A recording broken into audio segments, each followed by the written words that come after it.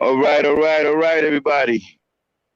Let's get this show going. You know what it is. It's gangster talk. All right. All right, Dan, go ahead and kick that old school.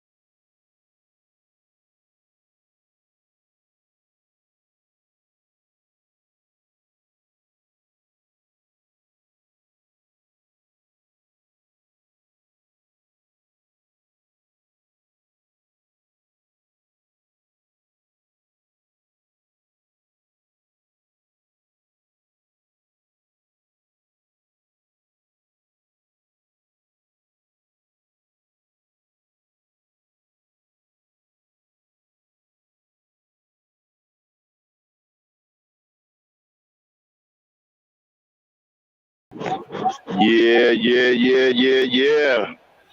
Now that's old school right there, my main man, Spoonie G. How many of y'all know about that? Come on, youngsters, stay with me now. What's going on, everybody? See everybody get into the chat. Yeah, man, y'all know what it is. I promised y'all this review. We getting at it a little late, but we are here. You know how black folks is. We work on black folk time, man. We ain't hardly ever on time because for some reason we don't seem to have a sense of urgency about anything. That's why we always late for important events. But nevertheless, we are here anyway. Shout out to the peoples in the chat. E Nation in the building. Shout out to Bella B. All E Nation, Hassan. And my lovely co-host for tonight, my partner in crime, this lady Dame Frankie. Dame, how are you? I'm good. Okay. Mm-hmm. Well, let's get this. Dame, who's in the chat? Let's scan the chat for a second, because I can't really see the chat right now. Tell me who's in the chat. Bella DeB, Hassan Burton, and T. Okay, and T. All right. Okay. The rest of the folks are in the cloud. Okay. All right, well, we're going to get it started while the rest of the folks come on in. I think Auntie was in there last night when we did the movie. Yeah. All right, everybody, let's get started on this American Skin. As y'all know, if y'all was in the podcast last night at Ladies' Night, we said that we was going to watch the movie after Ladies' Night, and we did. Some of y'all showed up. Okay, Hassan was in there, Auntie was in there. But hey, here's the deal. Let's get started, all right? I'm going to tell you right off the bat. As soon as, when that young boy showed up and wanted to do that documentary, right, I was still pretty much honest about the movie, okay? I wasn't tripping one way or the other. But when he took that young boy into that police raid, okay, when he went to that station and took them police officers hostage and stuff like that, I already knew that he wasn't going to go through with it. I already knew it was a wrap at that point, because he brought an innocent person into this who was an independent filmmaker who had nothing to do with none of this. He just dragged them on, and I already knew something was fucked up at that point there. I already knew he wasn't going to go through with it. At that point, I knew the cop was going to live. At that point, I didn't even have to watch the rest of the movie. I did anyway, okay? But as soon as he brought that boy into that police station, I already knew it was a wrap. The cop was going to live. Okay? Now, what we need to do, and I'm asking around, I'm trying to get the original copy. From what I've been told, this is not the original movie. That the original movie had a different ending, and it was released overseas. So we're trying to track down the original one. All right, because I don't know what the original one is about and how much different it is from this one. All right, but if they smoked the cop in the original one, then this one, I'm gonna tell you right now, is vastly different. Okay, now. Here's another problem I had with the whole setup. See, the boy, to me, was a dead giveaway. I already knew nothing was going down, that it was just going to be a show. It was just going to be another moral story. And frankly, I don't think he did anything with the movie, because the messages that he got out, we already know. We already know about racial profile. We already know cops racially profile young black boys. So when the cop admitted that he racially profiled the son, that wasn't any new news. I mean, I didn't even blink an eyelid. I didn't go, oh my God, what? Oh, wow, what? I didn't do any of that, because I already know that the cops racially profile black people. So that wasn't anything new. And then when he said that, then when the Puerto Rican dude, the Hispanic dude, who was a converted, Spanish coon, talk about he put his son in jeopardy by breaking the law, and the police officers couldn't remember what law he broke because they said he was speeding, even though they didn't know how fast he was going. I don't know how you stop somebody from speeding, Dame. You don't know how fast they're going. Okay. So, right in the end, you're talking about cops making a decision to stop somebody just on a hunch or just because they're black. Well, it's a racial profile thing. Okay. Now, as to him wanting the world to know what was going on, we already know that. Like I said, these messages that he tried to get out, these aren't new messages. We know all of these things. Now, I spoke before about the law when they talk about a jury of your peers, and you wondering why these juries are always white. Well, because the people who were on trial are white, and that's their peers. So no, you're not going to see anybody black in the jury selection because they are white, right? Now, what I thought was cool, when he put the officer on trial, he brought black inmates in. And then he had a couple of white people, and I believe one of the girls was a coon, Dane? Was one of them a coon? He had the white woman, and who else? The mixed woman. No, there was a black woman, but she wasn't a coon.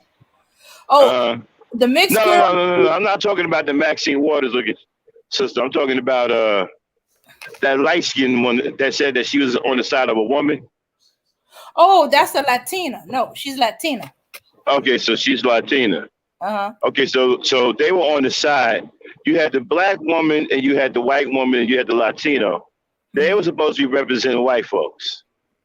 Okay, and they did the typical. Okay, and the white woman was I thought the white woman, believe it or not, I thought she was the realest out of the bunch because she told you exactly how white people think.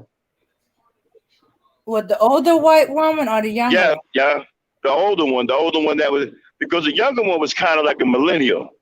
I'm talking about that older white woman, the heavyset one, right? She told, right, yeah, she displayed how white people really think and how they look at things when it comes down to jury. So I thought she was the realest out the bunch. Okay, and the Maxine Waters looking sister, I thought she was all right. She was trying to keep it. She just didn't want the brother to get in trouble. And she was trying to talk some sense. Now the sergeant or the captain, he was a coon. He was like the Black Panther. All right, he was this soft ass superhero. Okay, on one hand he was black. Well, he wasn't entirely a coon. He had coon tendencies, but he wasn't entirely coon. He was, like I said, he was like the Black Panther. He was a superhero, but he was passive. Okay, he was a passive black man. All right, he wasn't all the way live on the coon shit. All right. But hey, as a matter of fact, I thought one of the realest motherfuckers in the movie was that young cat. Remember that young cat? When he came over to the house, when the captain or they can go to the house, and that young cat was getting in his ass. Oh, when he left, he said, "Bye, Uncle Tom." His wife, yeah. He was like, "Yo, bye, Uncle Tom." I thought that little nigga was the realest. That nigga represents the type of niggas that's on YouTube. You know what I'm saying? He was calling him a fuck nigga.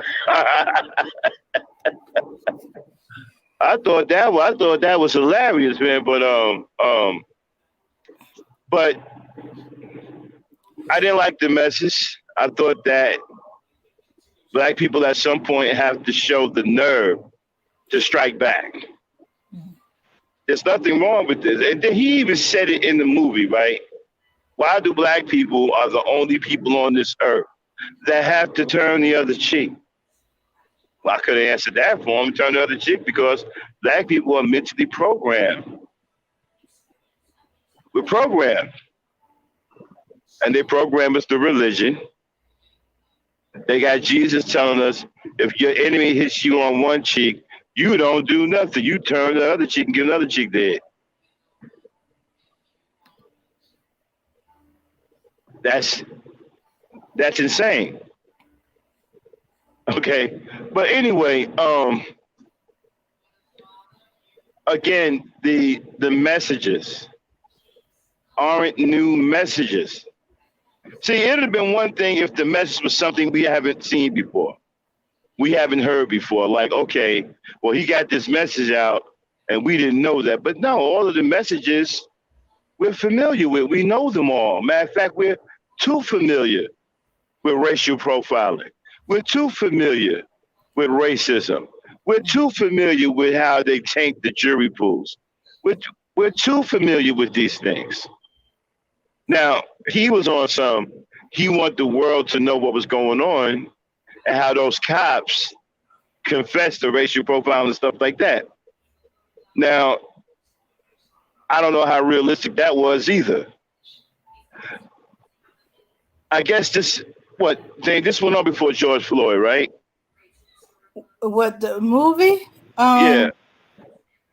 Okay, it was done last year, a year and a half ago, so that'd have been right around the time of George Floyd. Okay, so it depends on whether this was done before or after George Floyd, because if it was done before George Floyd, they're not going to understand him trying to get the message out to the world. But if it was done after George Floyd, it don't make any sense. Okay. But at that point, they remember when he brought the young filmmaker with him? Did you see that? That was the turning point for me. Okay, when the guy came to the house and they talked about what happened with his son, and as soon as they got together and he got dude and his uncle and all of them, and they went and they took over that police station, and he had that guy with him, he had that young brother with him. It was a wrap for me at that point. At that point, I already knew how the story was going to end. Now, okay, and the way he did it, he took the coward's way out, people. He committed suicide by cop. He knew that they was going to shoot him when he walked out. So basically, it was a suicide mission. I'm sorry, if y'all haven't seen the movie yet, spoilers are coming. We gave y'all fair warning. We even showed the movie last night. Everybody was welcome. All right, so don't blame us if we're spoiling the movie for you. We said we were going to do this.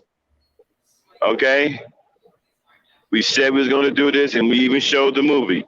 And we'll show it again if you guys want to, whoever missed it, even after we do this video, just let us know. And we can come to Discord and we'll show it again if you want to see it. But we said we was going to do this, so please don't be mad at us for spoiling the movie. Actually, the movie was spoiled, period. Now, Dane. Yeah, so Dane, so then you, okay, now at that point, did you have any pause when you brought the young boy along, when they sieged when they laid siege to the police station, and he had the young boy with him, did that give you any pause? Because as soon as I seen that, I was like, okay, the cop's gonna live. Well, I didn't know right then and there. I knew when they started doing the jury. I suspected, the jury. It's like, okay, where is he going here? I already saw it as soon as he brought the kid in. Now the jury I thought was interesting, right? I thought the jury was interesting. I kind of like, because the Spanish dude, the exchange of the two Spanish dudes I thought was powerful, right? Because people don't realize that Spanish people got their coons too, y'all. And that was a perfect example of a nigger Spaniard and a coon Spaniard. Well, I wanted to know what the guy was saying in Spanish. I I suspected know, what he right? was saying, but I didn't know for certain. I was I like, know. We got why to didn't get they one of do our the Spanish. translation? You know, they I could have know. translated what he said. We got to get one of our Spanish people in here. Hmm. Who's up on the panel with us? Is that Abby? Yeah, Avon's on the panel with us. Abby. Abby. Hey, yeah, man. Hey, jump in here. People want to hear that beautiful African accent. Jump in here. Yeah, I'm Uh huh. here. hmm Tell us what you thought about the movie, Abby. Oh, yeah. As I watched the movie, it was so nice movie, and you see what the cops did was wrong because you cannot go around shooting innocent children.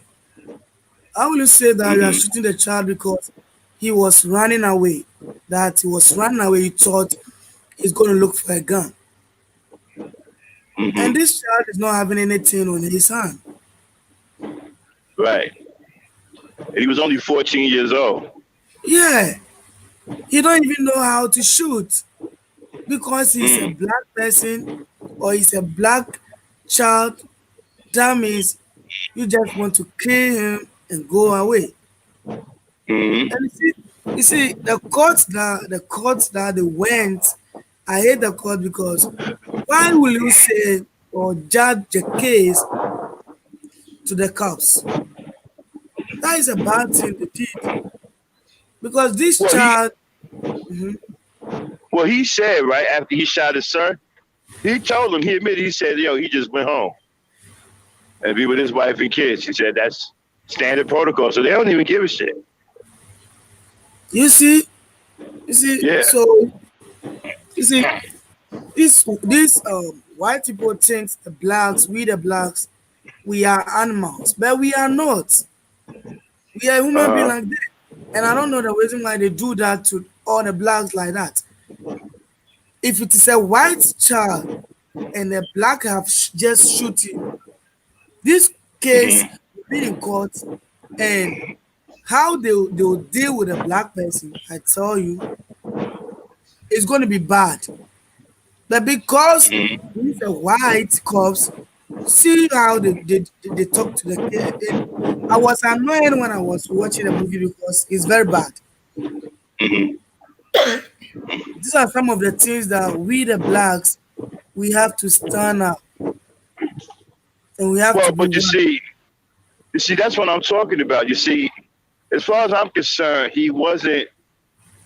It was a good movie if you want to be entertained, but it's not a good movie if you're looking for a hero to create a turning point in black society, because he did not do that, as far as Yeah, I'm concerned. You know, committing suicide by cop, he felt that this would get him off the hook. Not in my concern, not in my understanding, it did not get you off the hook. As far as I'm concerned, you took the coward way out.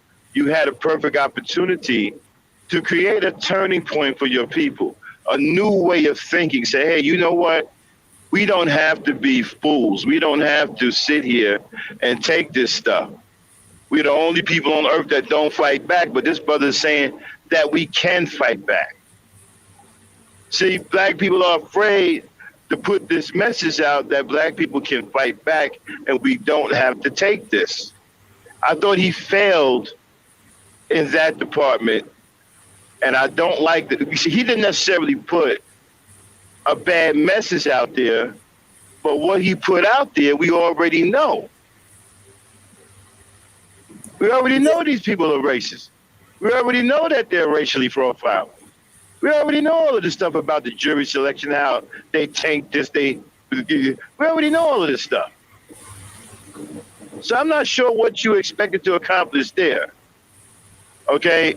And then okay. again, now what he did was, if you look closely, he did pull the trigger, but he had the gun to the cop's head, and he told them to call his family. right? Hmm. He Okay. did pull the trigger. Okay, even though there was no bullets in that gun, he pulled the trigger. So I guess right then and there, he tried to give us what we wanted. Because Mm-hmm. I think he know that's what we all wanted. We wanted the cop dead. I know I did, right? So he pulled the trigger. Even though the bullet was empty, I think what he did was he tried to satisfy those of us who wanted to see the cop get smoked. Right? By pulling that trigger, I guess he's sending the message, but you know what? If it was all equal, I would have killed the cop. Yeah. Okay? Yeah. I also thought that because I said if were me and I have a gun on my hand and that son, that 14-year boy being my son, I'm gonna shoot the cops too because you have killed Right. my son. Uh-huh. Yeah, I'm gonna shoot the cops too because I will not let you go free. Hmm. Yeah. So I was also thinking about it. Right. So I think he tried to appease that part of black people because I'm pretty sure he knew black people wanted to see this cop's head on a platter. He's a smart black man. I'm pretty sure he knew that. So I think he tried to feed that appetite. Even though that gun was empty, he pulled the trigger anyway as a symbolic gesture that this is what he would have done if he had the chance. Okay, but I Yeah. don't know if we're buying, but I'm sorry, I'm not buying that. Okay, I appreciate the offer, but I need a better offer than that. Okay, I need Yeah. a bullet in a gun. That is what you Dang. have to Uh do. huh. Uh huh. Hold on one second, man. Dang, where did Yeah, you go? yeah. Are you asleep? No, I just was listening. Okay. Yeah. So Dame Abby, the part where he shot the gun and no bullets come out. Did you guys buy that? He offered a symbolic death of the police officer. Hmm. Mm. I mean, did y'all buy that? I didn't. Yeah. I also. Dame. Well, well, yeah. Well, not quite, but I understood. I saw that he was coming at it from a different way. Yeah. The movie wasn't for us. The movie was for them. Yeah. No doubt. Uh huh. Even for them, yeah, but I don't give a damn if it was for them, us, Snoopy, and Charlie Brown in the Peanut Gallery. I need the bullet to be in the gun, no matter who the movie's for. I'm No, not, even though he offered a symbolic death, I'm not saying it was a bad offer. I just need a better, I need a better offer. Go ahead. hmm, yeah. Can I jump in? I think it was thinking of it more as a Yeah. baptism. You know how baptism is symbolism of death. Hold on, Dane. Bella John said, Bella yeah, wants to oh, jump I didn't in. even see you. I didn't even see you up there. Hey, Uh, Bella. hey, Go hey, ahead. y'all. I just Uh-huh. wanted to interject. I wasn't going to watch that movie because I already Mm-hmm. had a feeling of what was going to happen. But from what Mm-hmm. y'all are saying, I can deduce a few things. First, I Mm-hmm. want to say that him shooting that gun and it was no bullets in it and it being Uh, symbolism, that's uh, all we are reduced to, especially in this day and age. It's mm-hmm. symbolism. We are always showing acts of symbolism of what we want, but not taking action Mm-hmm. to what we want. We'll hit the Mm-hmm. Mm-hmm. streets in a minute and march and tear up shit, but at the end of the day, Mm-hmm. that's still symbolism. We're Mm-hmm. not going to do what it takes to get what we want. We never are willing to take a page from the books of our oppressors. That's Like, right. marching doesn't do nothing. We've been marching for how many years? The soles of our shoes should be worn the hell down from No marching. doubt. So why are we still marching and showing symbolism and things of that nature? Just like um, what was it? When the George Floyd thing, Uh, it, we hit the streets, and black and white people alike hit the streets. But you saw that it was the white people that was setting shit off. right. We standing in the background watching them set shit off when we should have been the ones setting shit off. Uh, They burned down shit. They destroyed shit. All we did was loot it and got a couple of TVs and some watches. But to go home and tell the time of our oppression and watch our shit in live and in color and HD, because that's all you did with them TVs and them watches. So what are we doing? And then also, I would like to say, now, yeah, y'all talked about him and what happened with him. So I know you said you already warned people about spoilers. So at the end of the day, did the cop apologize? Did he show what did he do? I'm gonna let Dame explain that. I'm gonna let Dame and Abby, because I don't, because I hate the soft shit.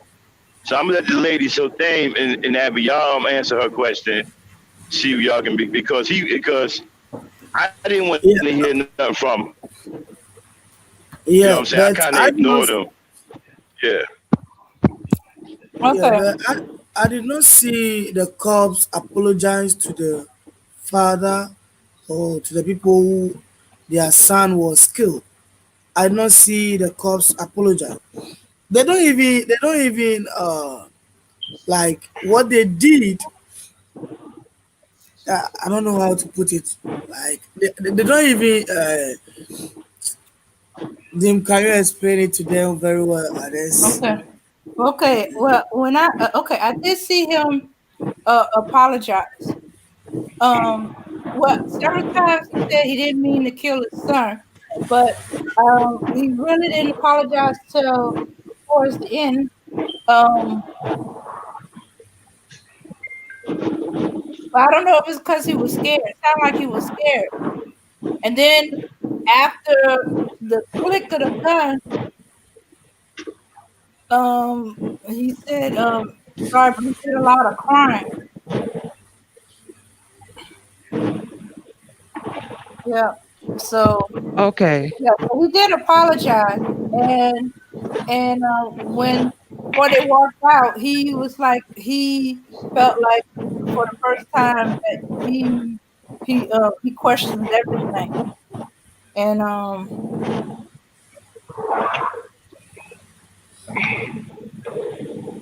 yeah. Another thing that I thought was kind of powerful too, Hmm. where the cop said that this is what they're taught. Remember? He said, this is what we're trained to do. Pull black people over and shoot them.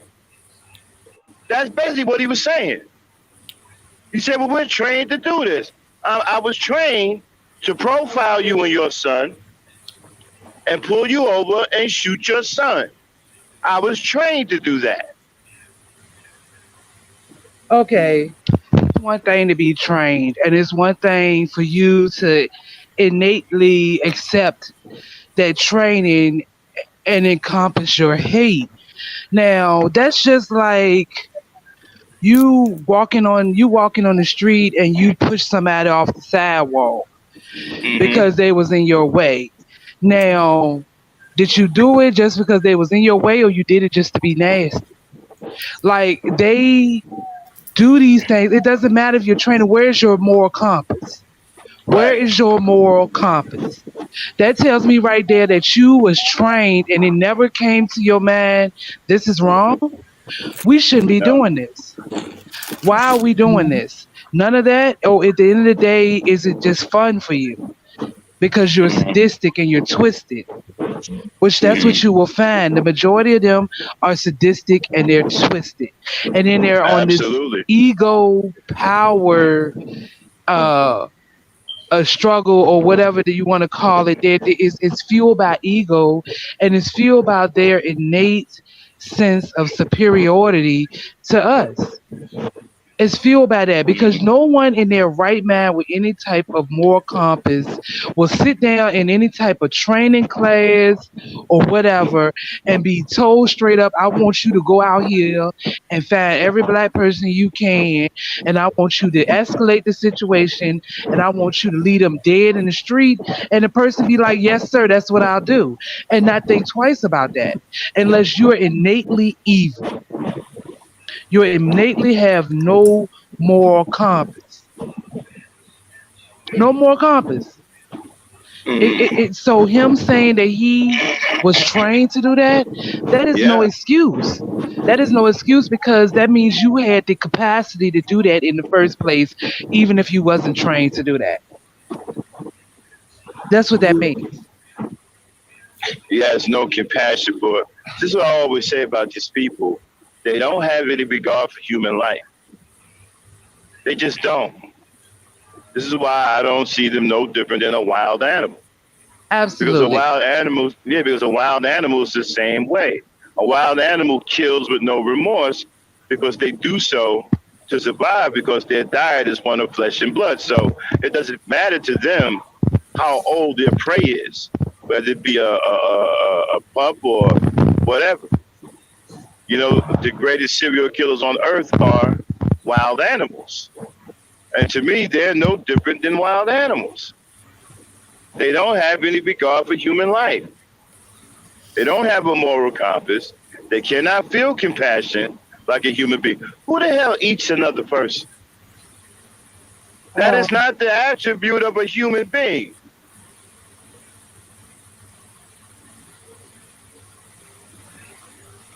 Is that a human attribute? Eating another person? That's an attribute of an animal. It is that, and So, also preying on people. Preying on right, people is an attribute of an animal. Because, like you it's an said, an animal. animal don't care who you is, what you is, Oh, long as you got blood pumping through your veins and they see that's food. right, right. Because their diet is one of flesh and blood. Shout out to Dr. Sabi, who put that knowledge on me about the diet of flesh and blood. Put a lot of things into perspective for me about the way humans behave and the way animals behave. A diet has a lot to do with your mental behavior. And I learned that from Dr. Sabi, you know? And so my thing is, but Bella, I don't want a symbolic death. No, I needed a bullet to be in that gun.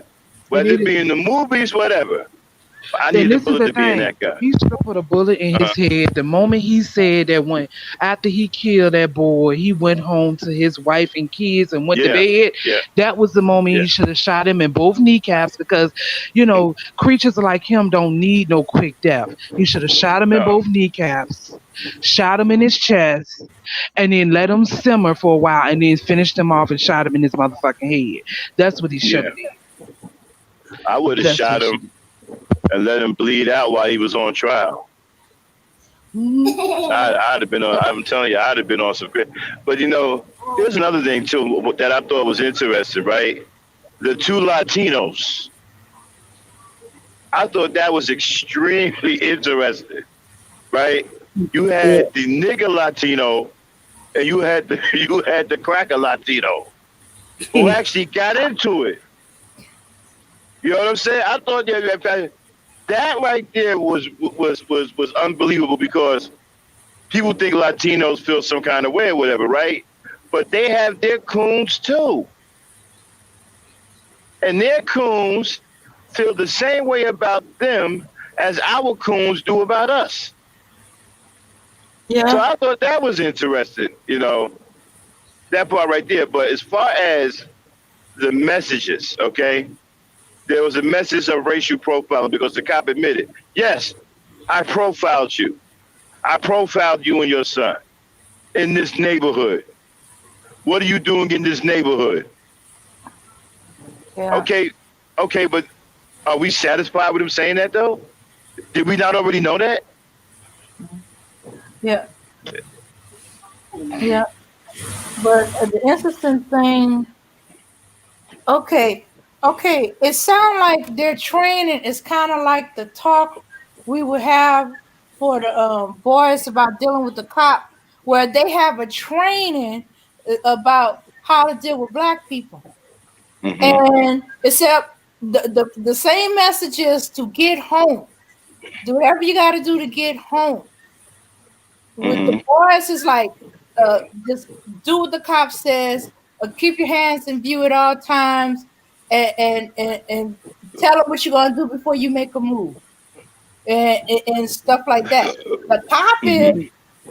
they probably have a gun. If you don't see it at the moment, it could be anywhere on them, and do whatever you got to do to come back home alive. The same Hmm. exact word, come back home alive. Except cop Yeah, is but I'm thinking talking about yeah, kill. but I'm talking about Mm-hmm. when he admitted racially profiling those two. Mm-hmm. But I kind of knew that was up. Yeah, but what I'm asking you, Mm-hmm. did that do anything different for you? Did you realize?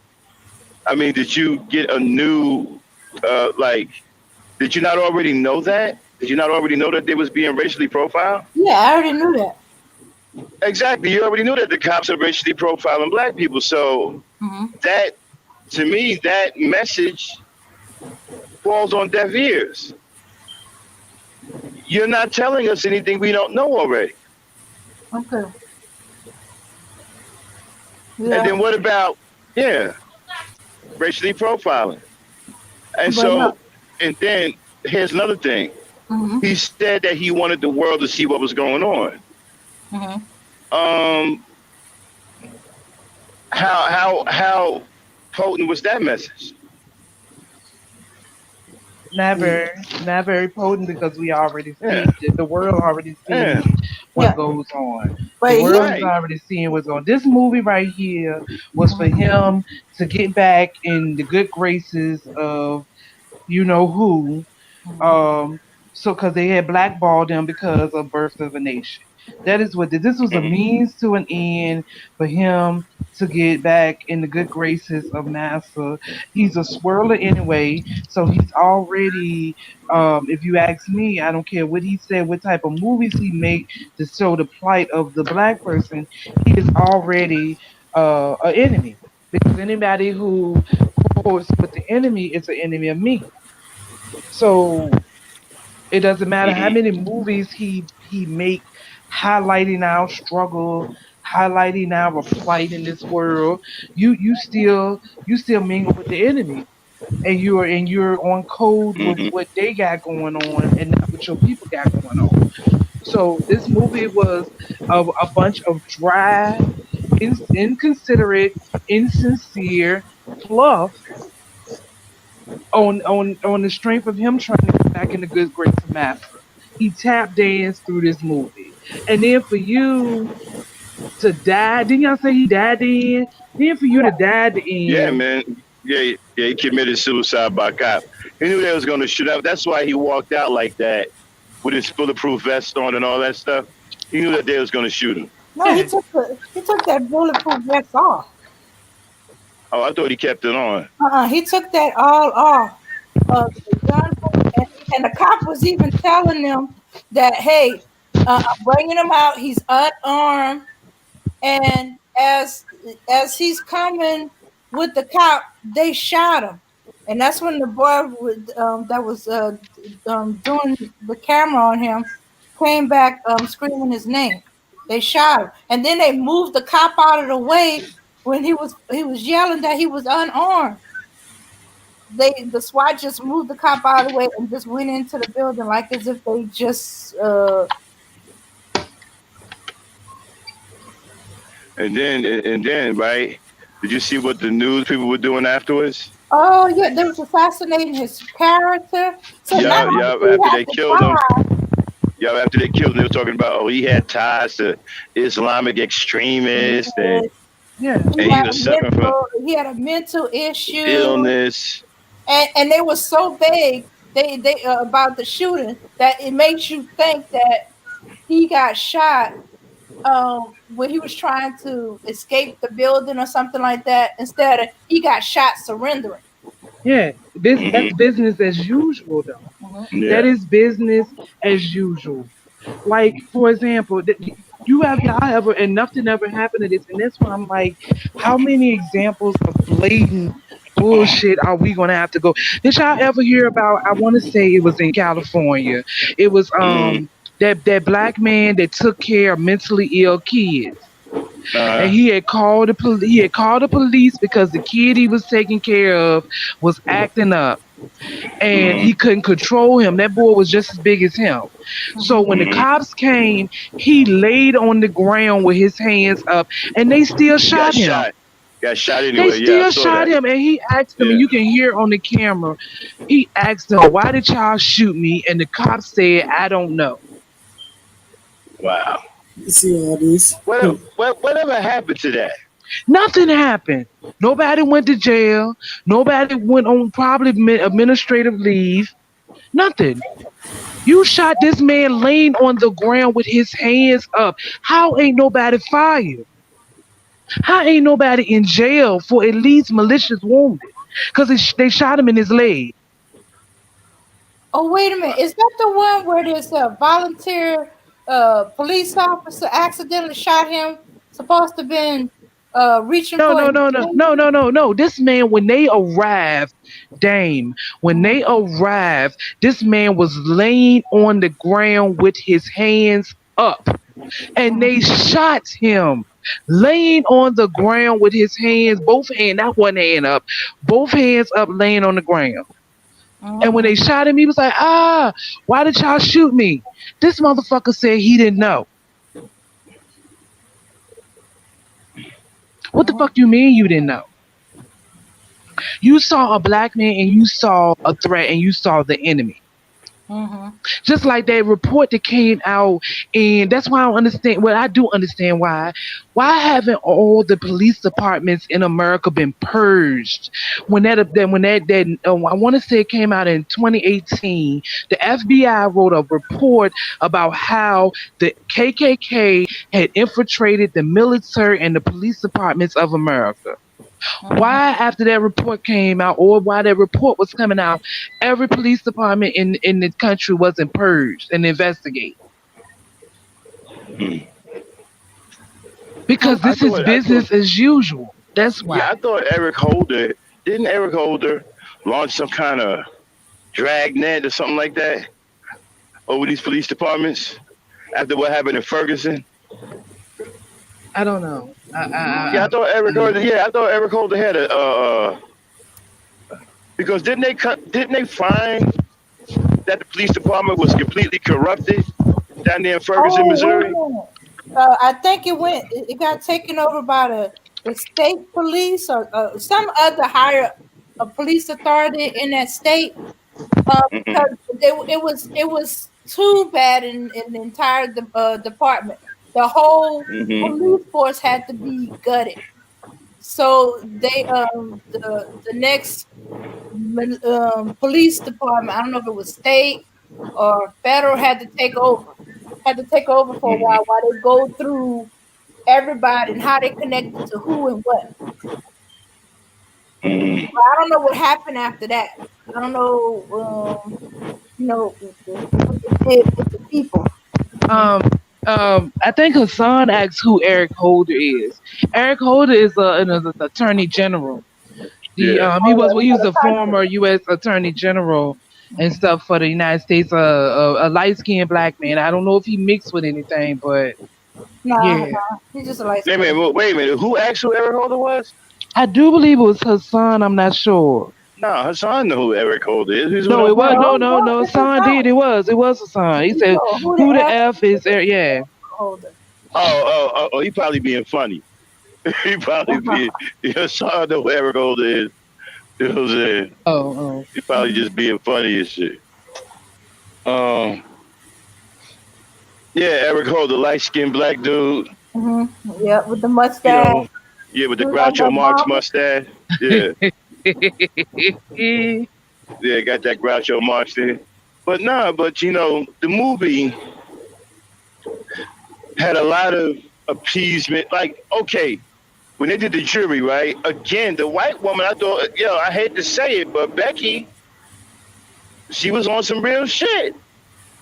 Yeah. He told you exactly how that he showed you exactly how Okay. Yeah. white people think. Yeah. Yeah. Because when he confessed to profiling, all the white people would start giving him some looks, and he to defend himself. He said, oh, 9 out of 10 is usually a criminal. Don't y'all want to be protected? Don't y'all want to keep your houses and stuff being stolen and keep y'all safe? And so he pointed back to them and said, that's the price you have to pay for having this. I Okay, was did that like, oh, that was eye opening. that right there that doesn't impress me because you know what that look like to me? Mm-hmm, That looks like they're painting the picture of the good white folk. mm-hmm. Yeah. That's a good wife for oh look, see, look in the movie, see, I told you, master, I told y'all Negroes, it is good white folk. No, that was Uh, that none of that would have No, no, impressed me. None of that no, would have no, impressed no, me. no. None. When she said in the deliberation and stuff like that, when they were deliberating, that's what Max is talking about. That's when she was yeah, man, that on. deliberation was. I Mm-hmm, give him credit on that. Now, you notice when she came to the, but she said, okay, who's got him guilty and who's got him innocent? All the black people and the Latinos said guilty. Only the white people said he was innocent. Only the white people. And I think the Spanish girl did too, right? Or did she cross over? no, the Spanish girl is a police officer. She wasn't allowed to be a juror. It was a Uh, Spanish guy, and he was one of uh. the prisoners, And another nonviolent. thing, and another thing too, right? I didn't like the fact that the young boy was pleading when he went on his little rant. To me, it sounded like he was begging and pleading. I didn't like that at all. You see, that's weakness. Yeah. See, you think that you getting something off. You think that you establishing something, but you just showing weakness. When you begging and pleading, oh my God, I can't walk down the street because of my black skin. I don't know what to do. Oh, woe is me. I can't believe I woke up this morning. I was black and somebody. When you start talking like that, man, you just showing weakness. And then he Absolutely. started right, and then he started crying and shit. Nah, man, you're not changing nothing. You just showing them that you still exactly where they want you to be. Exactly. And Okay, I that's all you.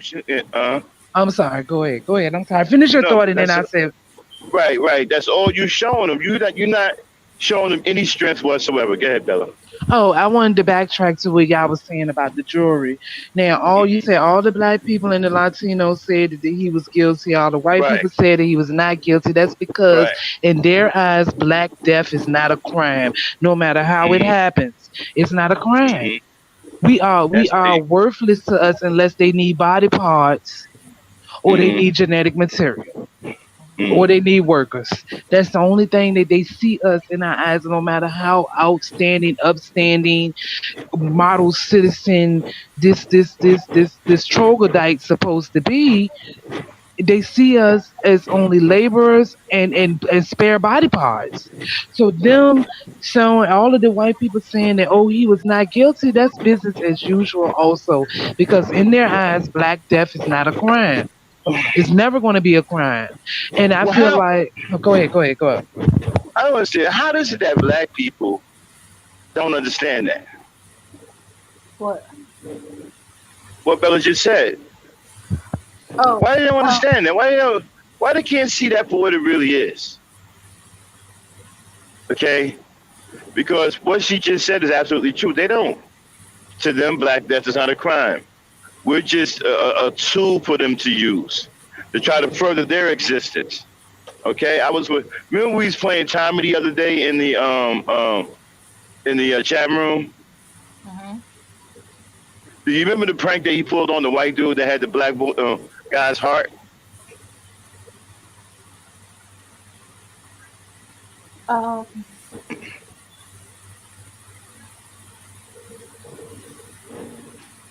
no. Okay, you must have didn't hear it. You must have didn't hear it. But there was a prank that he pulled on a white dude that just got a heart transplant from a black dude. Oh! You talking about? Oh, nephew Tommy. Yeah, Yeah, nephew I heard Tommy. parts of it. I heard parts of it. Yeah. Yeah, you see the way the white dude was talking? You know, when he didn't know it was a joke? Mhm. Yeah. You see how you see the shit he was talking Mhm. about the black dude and what kind of attitude he really had Mhm. until he found out it was it. If you can find that, we'll play that clip in here, y'all. Y'all got this is a very interesting joke that nephew Tommy from the Steve Harvey show played on a white dude that just had a heart transplant and he had the heart of a black dude. Okay? Very interesting what his attitude was before he knew it was a joke. But you know, so if Dave can find that at some point, we'll play it. But anyway, getting back to the movie, um,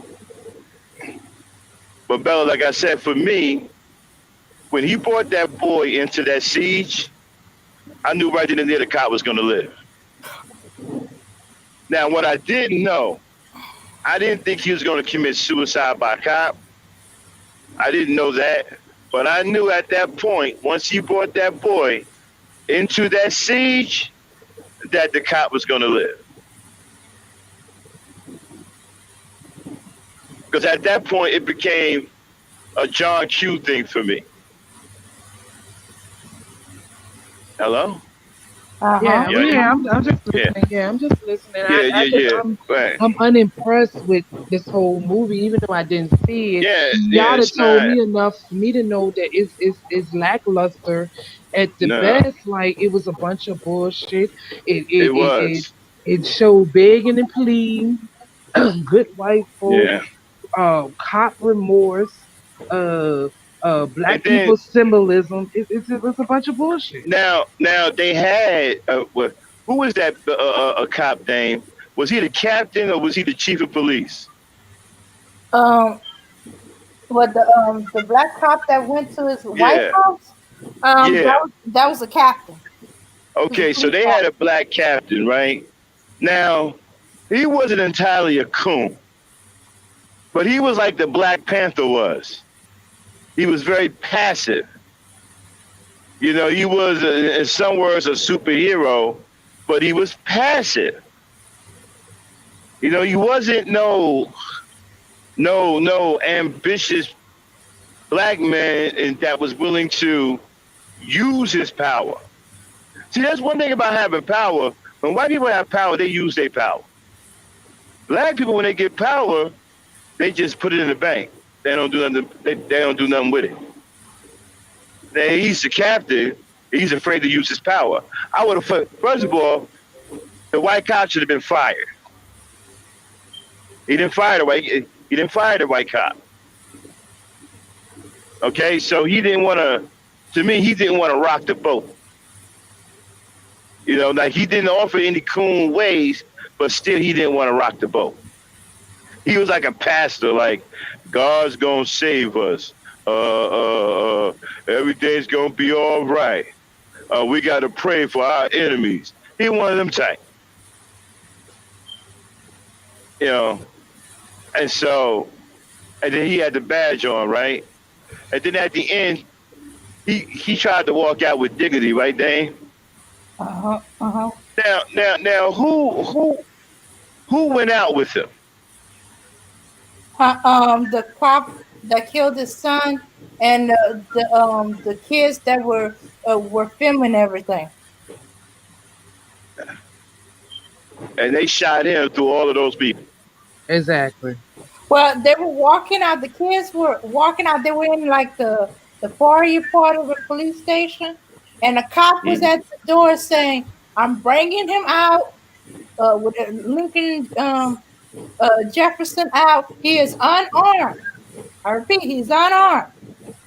And as he's getting close to the cop, they shot past the shoulder, shot him in the head. SWAT team came through, and the boy came running back, grabbing him, and the cop is yelling, "He's unarmed! He's unarmed!" and they shoved them out the Sniper. way they went through. They sniped them, shoved them Sniper. out there. Yeah. Mm-hmm. Shoot, they should have waited a little longer so they tell a SWAT team. Yeah. Well, no, Go ahead. Go ahead. I'm sorry. no, he did it that way. So then, because his last message was to show you how corrupt the media was. Again, this is not something we don't. You see, my whole problem with this, he's telling us messages we already know. So as far as I'm concerned, this makes the movie worthless. There's no value here. Value would have came if there had been a bullet in the gun when you pulled the trigger. That was the only value that this movie could have brought out. Other than that, there's nothing but cliche messages here. We know all of this stuff. We know that the media is corrupted. We know that the cops are racially profiling. Hell, who don't know about stop and frisk? Seriously? We know all about racial profiling. We know that the cops are racist. We know that the DAC is stacked against us. You're not telling us anything we don't already know. Yeah. But as I said, that movie wasn't for us. It was for Yeah. them. It was for the white people. Okay, then what was the... Okay, so if he made it for them, he tried to appease black people by pulling that trigger. Even though there was no bullet in that chamber, he had to know that black people wanted to see that cop dead. Mm-hmm. Okay, I see you got the... Yeah, Bella. Wait a minute, let's see what Bella wanted. She wanted to say something. Go ahead. Oh yeah, I wanted to go back to that cop. I mean to the chief. You say he was black, right? Mm-hmm. Yeah, The he is chief black. follows what the chief follows, or I think similarly follows Rule 8 of the White Supremacy Handbook. I don't know if you can say that Mm-hmm. on here, but Mm-hmm. basically Rule 8 is the misleadership strategy, and it states that you must create leadership to replace those that threaten our agenda. You must be wise to your choice of replacements and should therefore ensure they embody characteristics. A, they must be charismatic. B, they must be chiefly concerned with themselves, not the people. C, they must have the religious backdrop which will keep the people spellbound and not interested in political progress. D, they must be terrified of our power. E, they must be easily controlled. F, greedy for attention and money, which means they should be egotistical. G, they must have the same some relationship with the previous leadership whom the people trusted and ensured fellowship, authenticity, and trust on the grassroots level. Since they respect money and collegiate education, you can oftentimes use celebrities and scholars to advance your cause. As members of these groups have too much to lose and will never, you don't have to worry about betrayal. That's Wow. all it said. Wait, it's Wow. 19 rules to this handbook. Somebody sent it to me about 4 years ago. We got to And do a show on that. absolutely. How can you know, how can people listen to that and still trust religion? How? A lot of people don't know. Just like I gotta find it because they keep taking it down. I think I saved it though in my drive. The guerrilla tactics, white supremacy guerrilla tactics book is like 300 some pages. And Wow. that book is deep. Like it tells you the inner workings of how they set up militias, how they talk about code switches amongst their cells and how to deal with them, and all types of things like how to make weapons and provisional weapons and all types of craziness. Hmm. That's deep, man. That's almost as bad as the history of America, a book that you can't even get anymore. Yeah, and I think the author of it got killed You can't even get that book anymore. It's hard to even find it. They don't even sell it no more. Um, some white dude spilled the beans in that book too. But they got a hold of him and took care of him though. But my thing is, this movie is just another, like you said, a collection of cliche messages that have already been out there. Um, Nothing about this movie helps black people. And then talk about how you say that it's wasn't really for black people. Why do you think it wasn't for black people? Because okay, as you said, it tells us everything we already know. Black Uh people huh. already know, except for a few delusional ones who just don't want to admit it, or they grew Mm-hmm. up in an all-white neighborhood and they think more white than they think black. Mm-hmm. Um, we already know all this, Mm-hmm. So, but there's plenty of white people that denies it. Uh, Unless they part of the Klan's racist group, they deny it. It don't really happen. Is you remember they brought that black on black crime bull crap and stuff like that? They think it's that or that we making it up. If we didn't do anything wrong, nothing would happen. All kind of nonsense. Now, Like that. now, now, Mhm. is he a swirler for real? Yes, That's what he I've been is. He is told. married to a white woman. Yes, he is. Then how the hell is he making these movies? I mean, like somebody black need to pull his coat. They're like, dude, what the hell are you doing? I think that's what's going on. The black part of him is is uh, is feeling guilty, so he be making these movies. You had no business doing that, Turner. You know what? We need somebody with some guts to do Nat Turner. But that's the thing, though, Oh, Max. With all his cooning and buffooning, Nat Turner had the white folks mad, and that's why he doing movies like this to get back in their good graces. yeah. That's the funny He part had, about it. you see, he had an opportunity to show black people that it's okay to fight back, that it's natural to fight back, and that it's ridiculous to turn the other cheek. I still can't believe that we fell for that and we're still falling for that. I can't believe it. You still got grown ass black people walking around in this day and age talking about some turn the other cheek. And they happen to be religious. I hate to say it, but there's a lot of fools in religion now. Mhm. Okay. Hey, look, man, I'm gonna be honest with you. A lot of people ain't gonna want to say this, Mhm. but I'm gonna come out and say it. Religion and Christianity is hurting black people. It's making us dumb and stupid and ridiculously passive to the point where we're just stark, raving, frightened to do anything. Okay, I'm telling you, man, because you got to be an idiot to sit up there and say, "Well, if your enemy hits you on one cheek, then you turn around and give him the other cheek to hit." Seriously?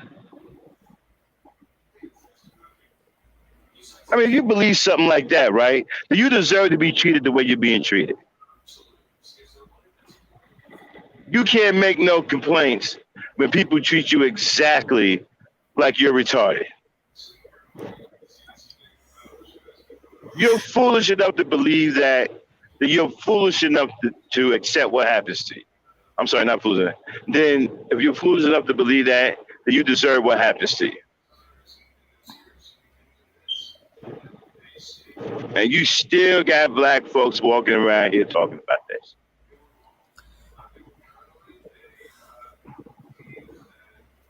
you still got these prosperity. All right, I ain't gonna get on that. That's gonna be enough. We're gonna get after Oh, Christianity at one point on this show, huh? mm. Oh, there's something else that was interesting to me about the movie.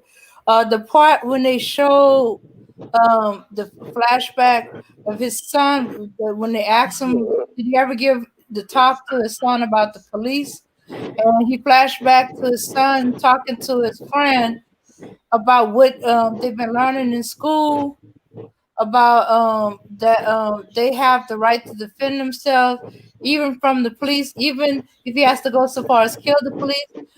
And and um and the black boy didn't believe him. He said, "That's what you're learning in the school over there." And I thought about it. They didn't teach us that in our school. At least I don't Oh, remember that. That mhm. part.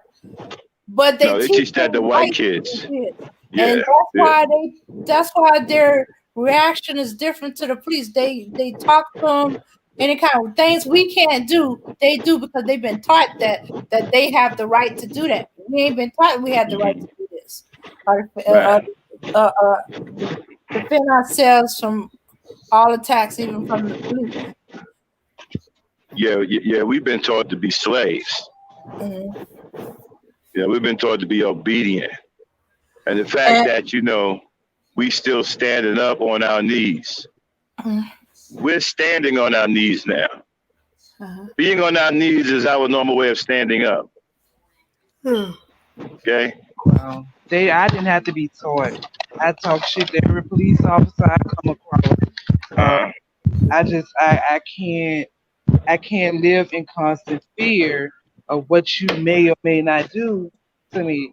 Uh, as y'all know, that's probably why I'm in the legal trouble that I am now, because I talk shit to the police. I call them all the C words, the mhm. troglodyte. I called him a beast to his face. All three of them. It was three of them. I didn't give a fuck because what you not gonna do is treat me like anything, like I'm just some animal, some when you're the beast, you're not gonna just treat me like anything.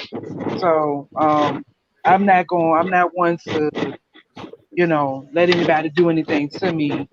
I don't know if I'm getting away with it because I'm a woman, but they put a bullet in their ass too when they get a chance.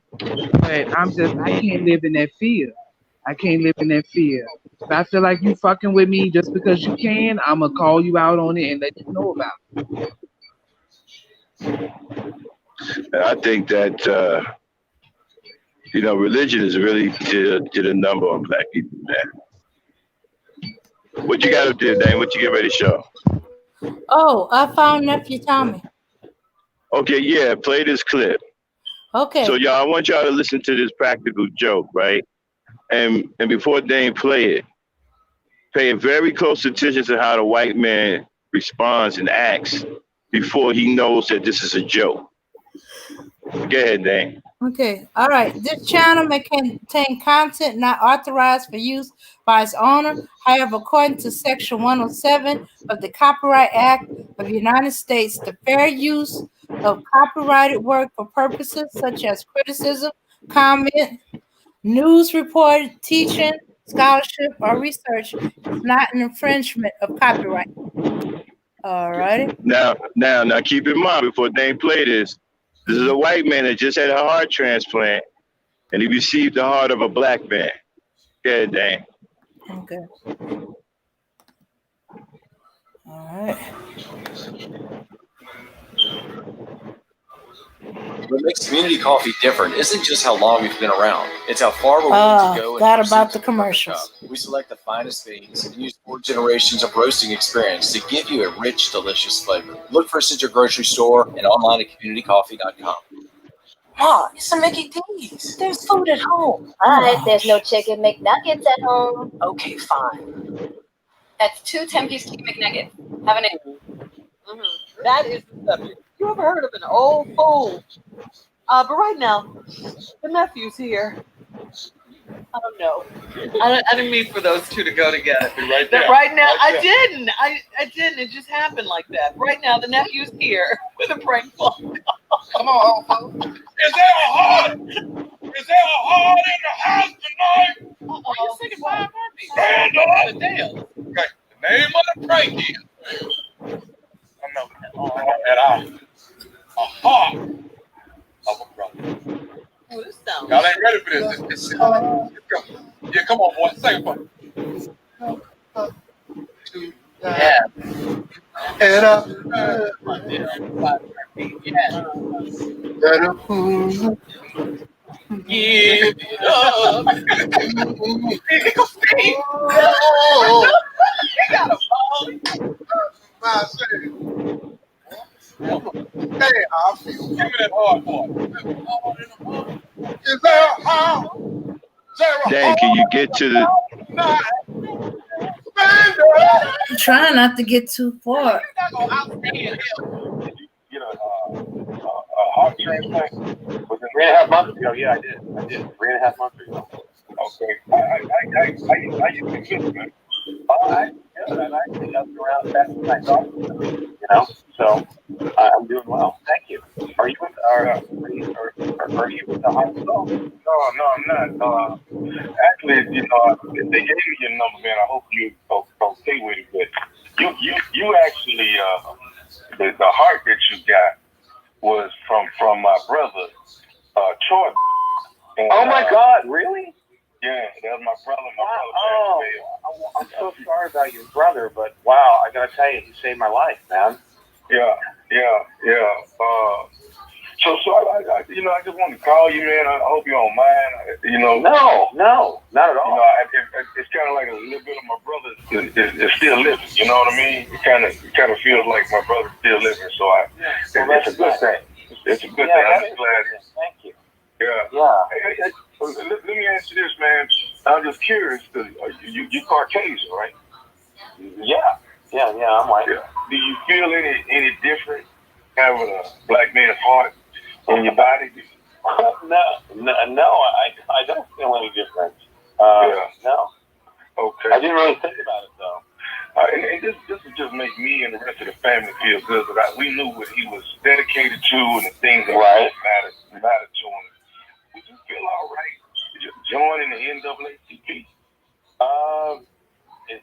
Are there some people who are going to be upset that I joined? I mean, is that okay? No, well, I don't know about anybody being upset, man. It's just, I know my brother, that's what he was a part of. And, you walking around with his heart, man, it would just feel different. It feel great, to feel like he would be back in there doing what he was doing and fighting for injustice for the black community. Now, are you a Democratic or Republican?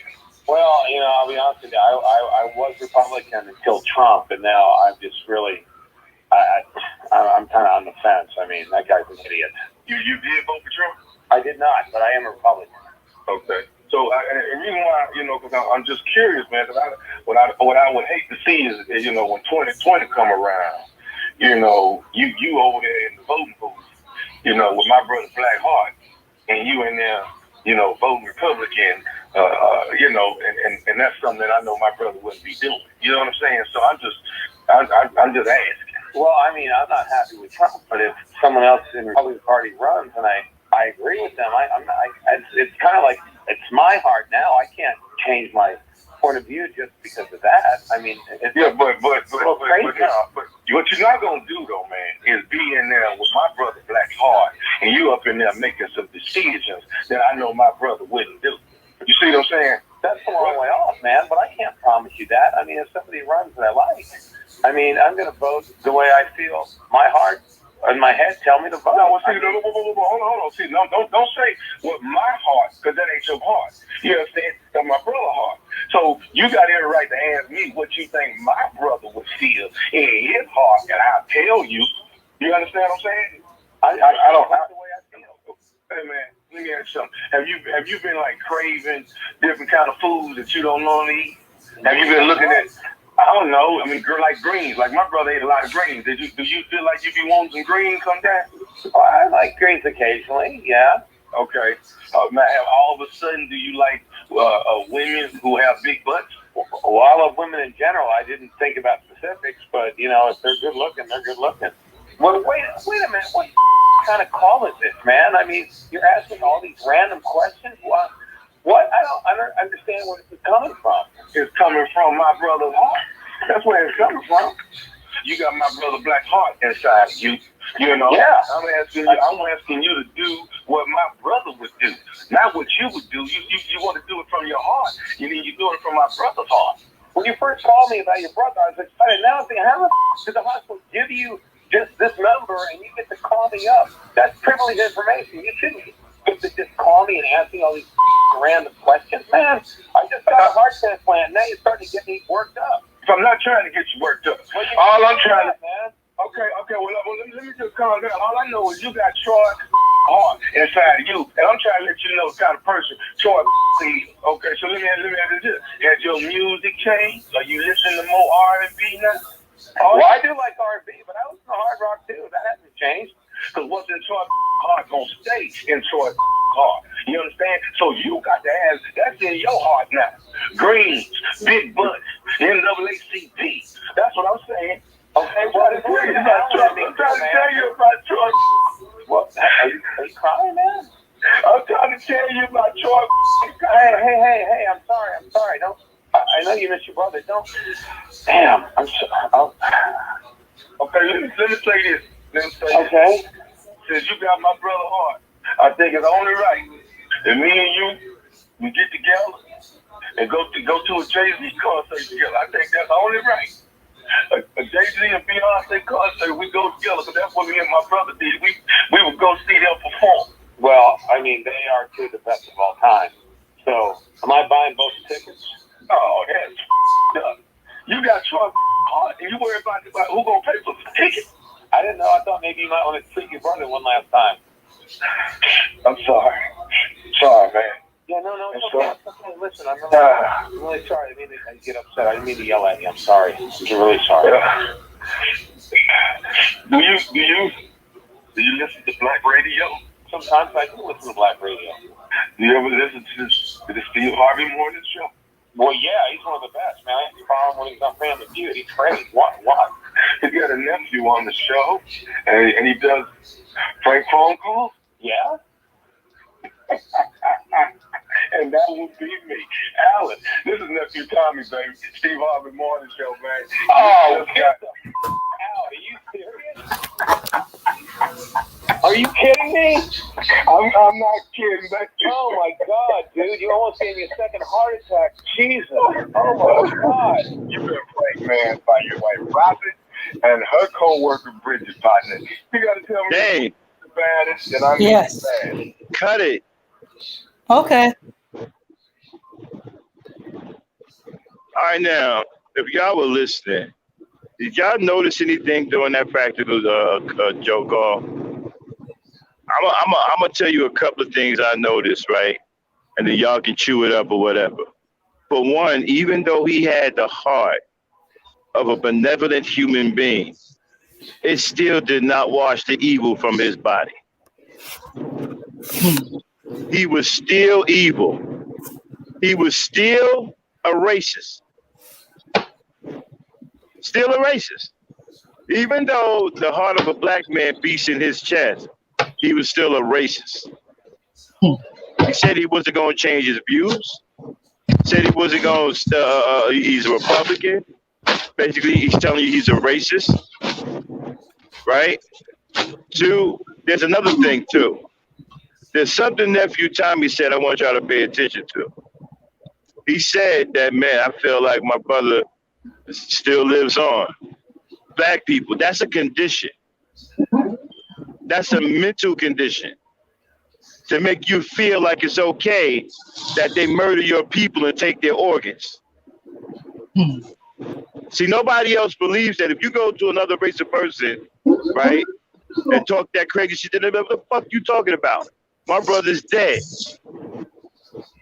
Only black people believe that they people live on, right? That's because they got you mentally conditioned that way. So you can feel good about them hacking up your loved ones or eviscerating your loved ones and taking their parts and putting them in their bodies. So you don't feel some kind of way about that, right? Oh, my sister still lives on. My brother still lives on. That's a mental condition.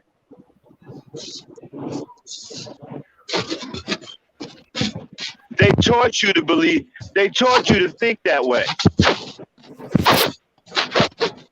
What is that noise? What's going on? Let's get the background noise. Okay,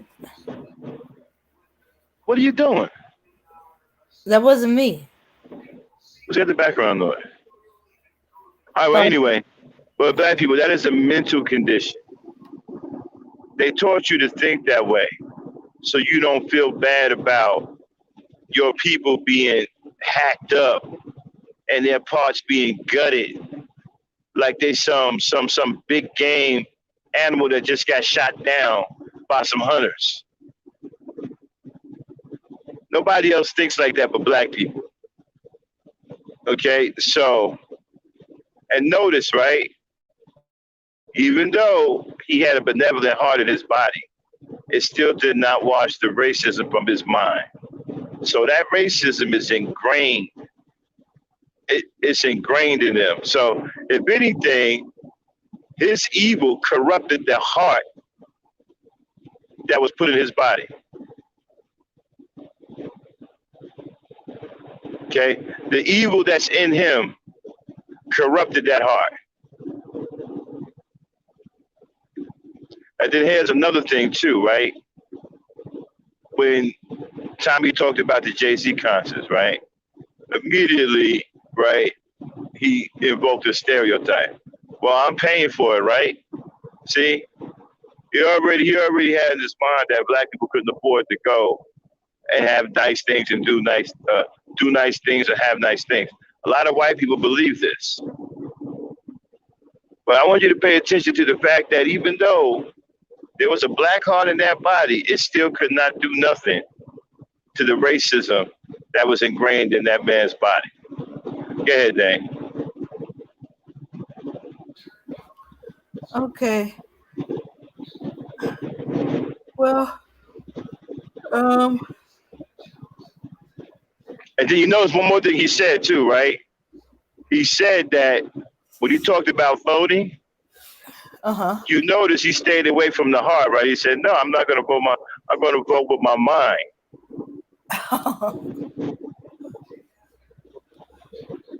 well, okay. Because if he had said that, then he said, "But that's not your heart. Your heart is my brother. My brother's Democratic." Right. And my thing is, when my brother, you see, I got a big problem with when my brother lives on. No, he does not. Your brother is dead. Black people, you got to stop believing that this is a feeble. Stop thinking in these feebled ways. No, your loved one isn't living on. Your loved one is gone. That's some feel good shit that they try to get you to fall into. I mean, when they ate Nat Turner, right? Should the family of Nat Turner feel that Nat Turner lives on because they ate parts of his body? Oh. You better stop your shit. I'm just telling you the truth. You know what I'm saying? These animals ate parts of Nat Turner's body. Ate it. Oh man. Should you feel that he right now that they ate and then consumed them? Is he living on through them? That's how ridiculous that sounds. No, that wouldn't work unless somebody ate their body too. Once the person who ate them is dead, it's over with. But yeah, no, because then if we think like that, then that means What is the difference between getting a transplant of a dead person than eating a person that's dead? Is there any difference? They're both dead.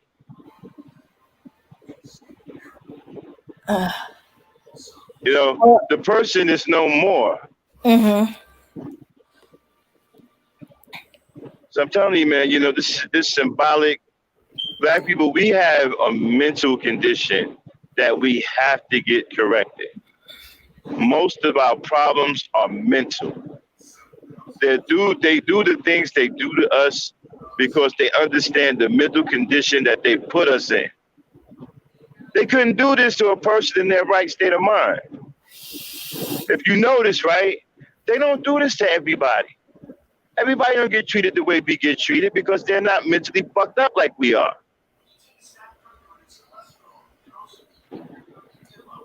They, you know, we have a mental condition that we have to find some way to correct. Because what they did to us, right, even though you see the physical, they did it because of the mental. They can do this because of your mental state of mind. They can brutalize you because they know your mental state of mind. And you look at the handbook that Bella was just talking about, right? All that in there is cerebral and psychological. Yeah. Look at how they talked about the Negro. Okay, he must be greedy and like shiny things, like a fucking monkey. See, I'm putting it in layman street terms. A shiny nigger with a big ass monkey smile. That's Not a a shiny mental, nigga. yeah, shiny ass nigga with a big monkey smile. That's a mental condition. That's all mental. This is why they can run up on you and do all kinds of crazy things because of the state of your mental. If you was on some hard shit, they would never run down on you. If your mental was different, if your mental was, if you had a mental like, look, I'm gonna kill or be killed, ain't nobody running down on you. I'm telling you that right now. They're not running down on you. But if you want some, well, you know, I'm gonna turn the other cheek, they're gonna run down on you all day long because they don't fear you, and then they feel very good about you not retaliating.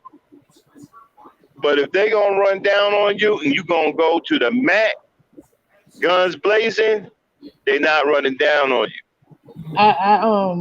I disagree with you on them not they don't fear us.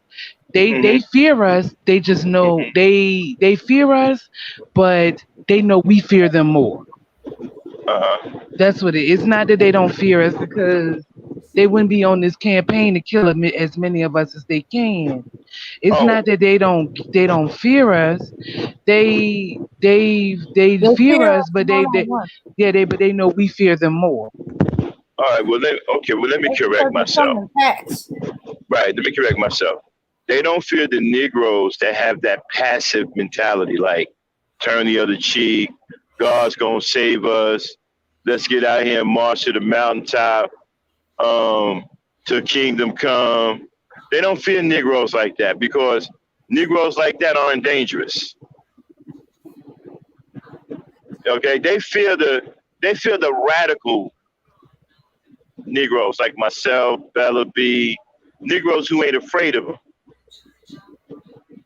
You know, Negroes they can't brainwash. You see what I'm saying? That's why they took our warrior class and they neutralized our warrior class. If you want to know where your warrior class at, right? Just look at the NFL and the NBA, boxing. Those are your warrior class. They got them entertained and caught up in some BS. Okay, we have some of the most dangerous, most gifted, naturally gifted warriors in this entire world. We got 7-foot motherfuckers, right, that can run like the wind. You know how scary that is? That's why they got them on the basketball court. You know how fast LeBron James is? LeBron James is 6'9" or 6'10". You know how fast he is? So y'all don't take it to account because you're so used to seeing basketball, right? Imagine this dude, this 6'9", 6'10", right? And if you know anything about track speed, right? This guy runs a 4.4. You know how fast that is? That's like 26 25, 26 miles an hour. Mhm. You know how frightening that would be? Somebody that big running that fast? That's why they're neutralized.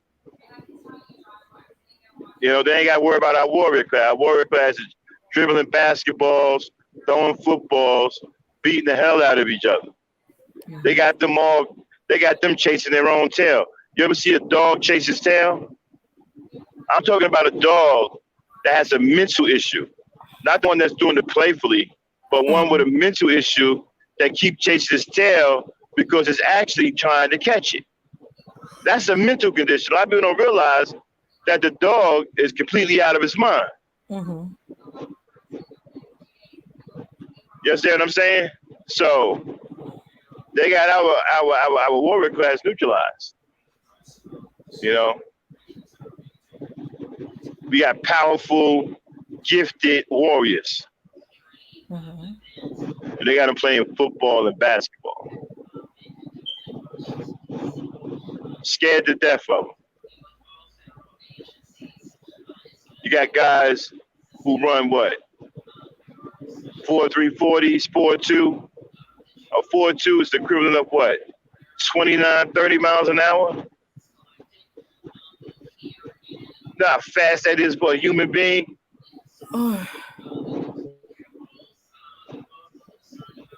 That scares the daylights out of them. And that's why they got them. That's how they develop a way to neutralize them. Go ahead, Dave. Oh, okay. Well, the fast speed I've heard of it is clocked at 35 or 36. Yeah, I think that's Usain Bolt, right? Can't remember. It's like, I think that might be Usain Bolt. Okay. Yeah, because I lost track of the new record breaker. It could be Bo. I know Bo Jackson was fast as hell too. He was up over 30 miles an hour. There's supposed to be a Kenyan that's supposed to have beaten his speed. Oh, Yeah. what he broke the Kenyan speed? I can't remember who came first. I think it's I think it may. I think you might. I think Usain Bolt may have done that. He's like fast and shit. And again, he's like 6'5", long legged, like run. Terrified of black warriors. Yeah. Yeah. Yeah. And yeah, they neutralizing them in two ways.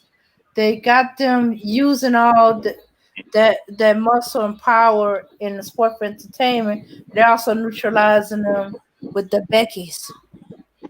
Just about I mean, all of them. look at Shaq. Married to a Becky Look. or involved with a Becky. I mean, look at Shaq, right?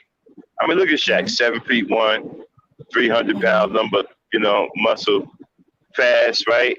But yet he got the mind of a kid. He's like a baby Huey type. You know what I'm saying? Yeah, he's like a baby. He's got the. You ever hear Shaq? Shaq is what? How old is he now?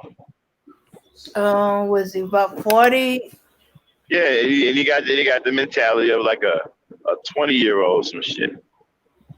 Well, not really, but you know, he's still kid-like in certain things. He's still a practical joker and stuff like that. But he's a businessman too.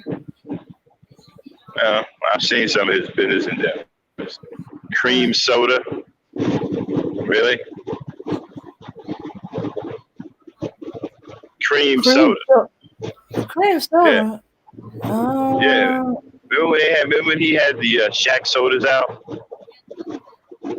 Yeah, he had all of these flavors that kids used to like back in the day. Cream, sky blue. Okay, I probably just didn't know anything. Yeah.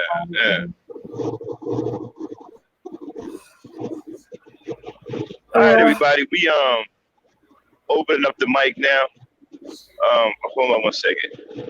Okay. Anybody want to come up? Hold on. Okay. Okay. I'm putting a link in. Yeah. I got to get up for 1 second. Okay. All right. Here's the link, y'all. Okay. So, Shaq cream soda was. Oh, okay. Okay, Hassan. I just didn't remember. I wasn't really much of a big soda person, but yeah. So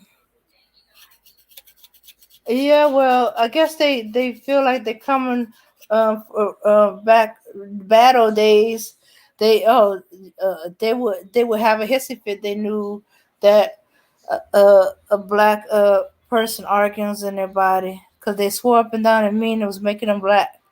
That's why uh before World War II, or actually in the beginning of World War II, they had heart attacks when they found out that they've been transfused with black people's blood, especially those of the the white supremacist persuasion.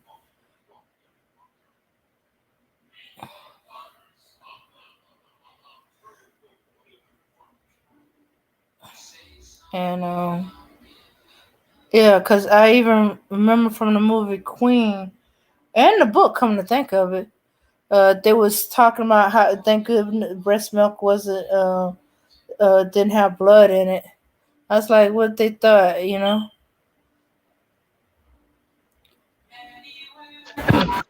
Breast milk doesn't have blood in it, but you can get communicable with diseases like AIDS from it.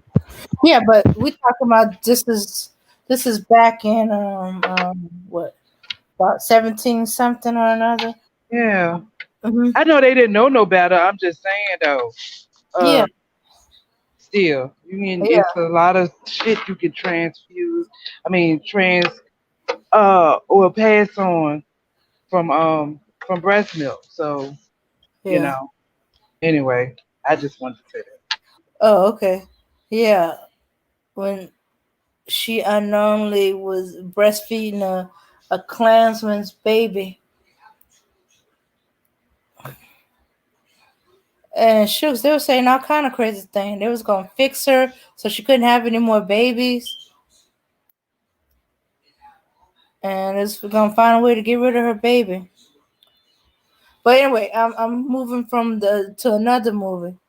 But yeah. So I knew I kind of knew he wasn't gonna shoot. I didn't know how he was gonna get out of shooting. I figured just when he was about to take a shot, some SWAT team would find a way to get him and shoot him in the head. That's what I thought what was going to happen. But I figured he was going to be killed, and I figured before he gets to shoot the cop, that he would get a bullet in the head.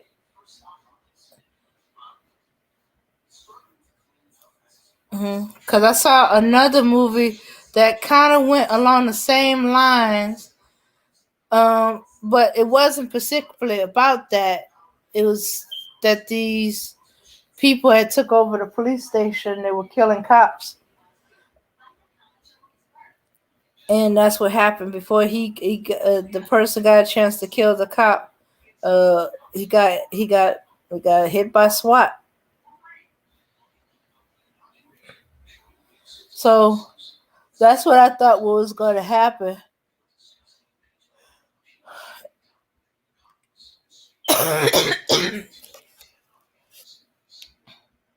Yeah, but I knew, and also I knew something was up. Because his buddy had cancer. All the ones that was helping him had nothing to lose. Mhm. Mhm. Yeah, it was. The fact that he just happened to be showing the what they call that when they where you can get Okay, they put you in this thing. I forgot what it's called. So that they can transfuse blood. They usually do it for the his blood brother was dying from cancer. His uncle was an old man. Say he lived his life. This is the first time he felt alive. You know, his other friends who was in the military. Yeah, I think the movie you're talking about. This movie to me is a ripoff of John Q. Oh, yeah. It's a ripoff. Extreme. Yeah, But at least he was willing. He actually was going to kill himself. It's just that they found a donor before he did. yeah. But if you look at the part where Mm-hmm. remember in John Q. where Kimberly Elise told Denzel to do something, Yeah. to do something. If you look at the part in here where the mother, okay, after they didn't get no justice, Mm-hmm. she fell apart and started going crazy on the cop. Mm-hmm. Same thing, okay. So this Uh-huh. movie was basically a ripoff of John Q. They Ah. just modified it a little bit. Pretty much Yeah. the same. John Q. He seized the hospital. This Uh-huh. guy seized the police station. Yeah. But at the end, John Q. survived Mm-hmm. because he was brought out the back door. Mm-hmm. You know what I'm saying? But this guy, you know, and I think that he didn't want to face the critics and face black people. So he allowed the snipers to kill him at the end, Mm-hmm. you know. But again, you know, we need to start putting out messages and let people know, listen, if you're not going to be realistic about what we need to do as black people, then don't do us any favors.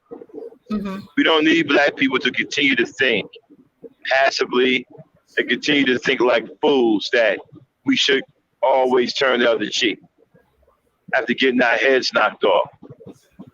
You see, when you believe bullshit like that, then a 6'6", 300-pound white man, right, can knock the living daylights out of your 11-year-old daughter.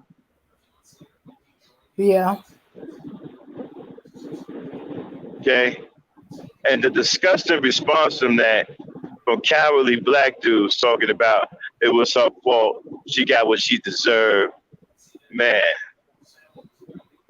yo, I can't tell you how many people that I had. Well, I didn't have some of them. I didn't have much respect for them anyway. But after I seen them engaged in that, all the respect went flying out the window. You know what? Just like a thoroughbred. You know what? What if that's the case? The hero in the movie was that prisoner that stomped the cop when he realized the cop placed a false arrest on him,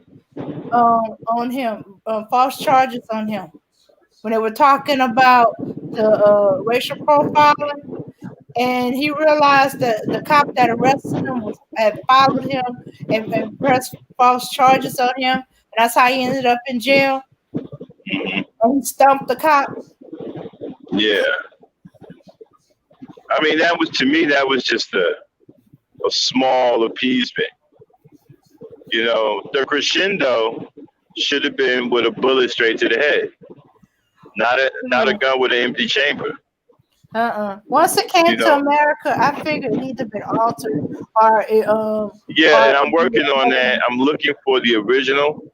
Mm-hmm. I want to see the original, but I don't think it's any much different. Mm-hmm. Because judging from this Nate Parker dude, he's a swirler. Mm-hmm. I don't think he did anything radical. Judging from his movies, I don't think he did anything radical. And what was so different in the original that they wanted him to change. So I want to see if we can I'm trying to get my hands on the original movie before they changed it. So I'm working on that behind the scenes. Only thing I could think of could probably be different is he put a bullet in that that cop like he was supposed to. Yeah, that's the only. To me, that's it don't make any sense any other way. If you're gonna come out here and be this savior for black people, then you need to save black people. You need to do it right. Okay? You need to lay this cop down. Because I don't feel like there's everybody talking about, oh well, he's a cop. First of all, he's a murderer. Mm-hmm. Let's get that straight first and foremost. He's not a cop. He's a killer. He's a murderer. He murdered a 14-year-old innocent boy. Uh-huh. He shot a 14-year-old innocent boy that was unarmed and that posed no threat. To me, that makes you a murderer. You are no longer a cop. I don't care if you're still wearing a badge. That's not a cop. That's a murderer. And he deserved to get what he gets. That's another thing, we keep sitting up here talking about something. Well, these cops. No, they're not cops.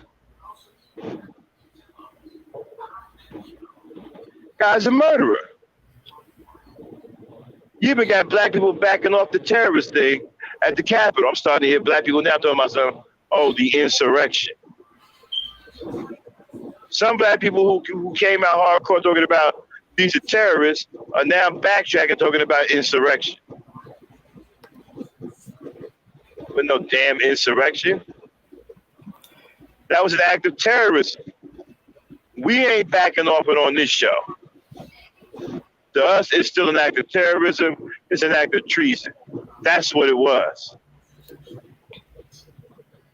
About no damn insurrection.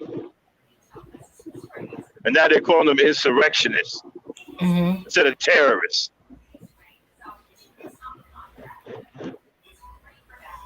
Or traitors. Yeah. We got to say that for our Constitution show. We're going to be doing a show on the Constitution. We're going to break down this Constitution, certain laws. I don't even know, you know what? And they following this Constitution too. I don't even know what black people are talking about. A black person ain't got no business talking about no Constitution.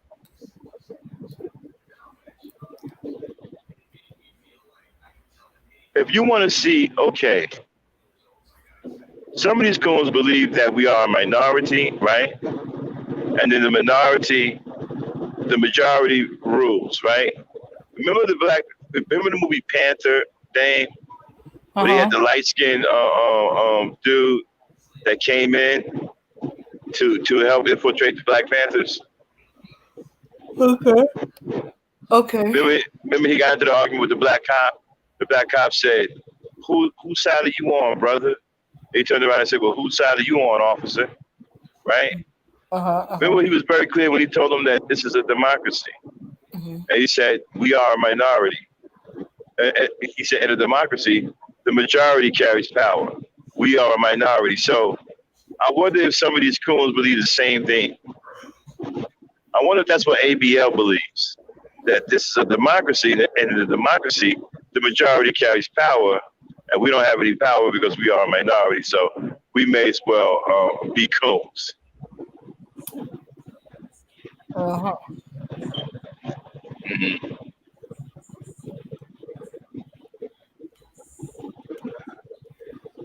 So, people, we done wrapped it up on our review of the show, and now we got the mic open. Hey, Aaron, what's going on? Y'all coming up? Talking about Aaron. Did you come in last night when we did when we showed the movie? Hey, okay, look in the chat and see if Aaron is out Okay. Let's see. Aaron Hassan, y'all want to come up for a few minutes and give y'all take on the movie? I don't know if Aaron saw it. I don't know if he was here yesterday. No, Aaron didn't see it. No. Okay. You kept asking what movie we was talking about. Well, Aaron, he's a member of our Discord. Aaron, if you want to see it, they will stream it. If y'all get together, let me know who wants to see it again. Who wants to see it? And y'all come in Discord and Dame was streaming for y'all. I know Hassan saw it last night. He was in there with us last night. We're talking about the movie American Skin.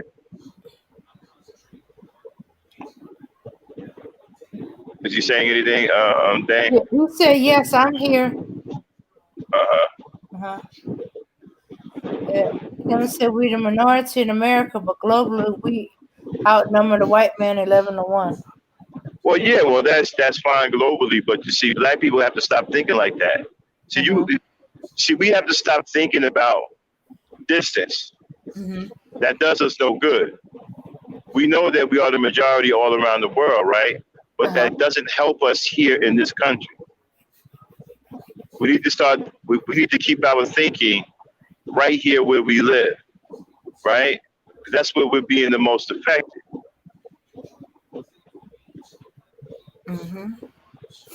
Being a global minority, being a global majority, doesn't help us here in America.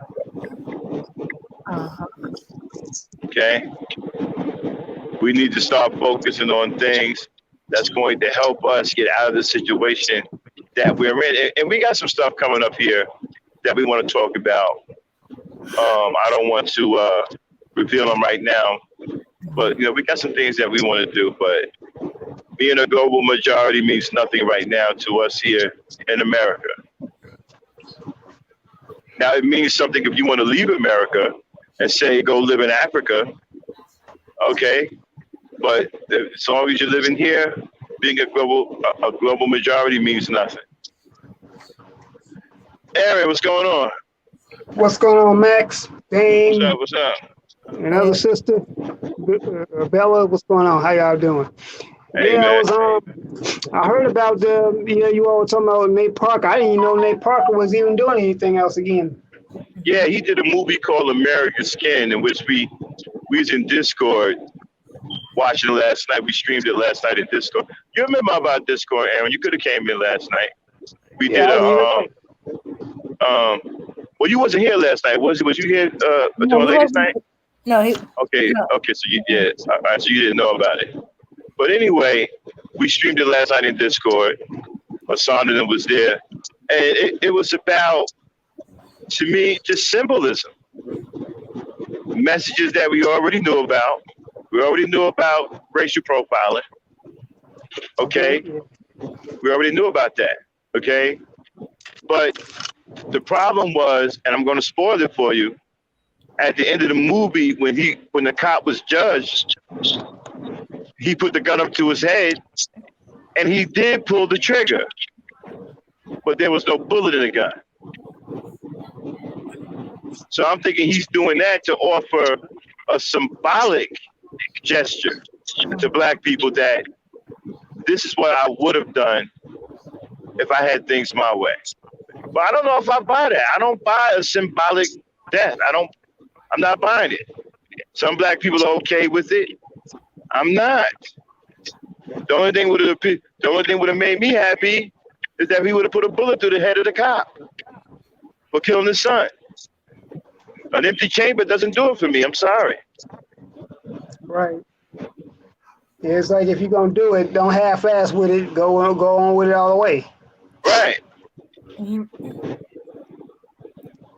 And then he was murdered on the way out with the cop. The cop was bringing him out, saying that he's unarmed, and they killed him anyway.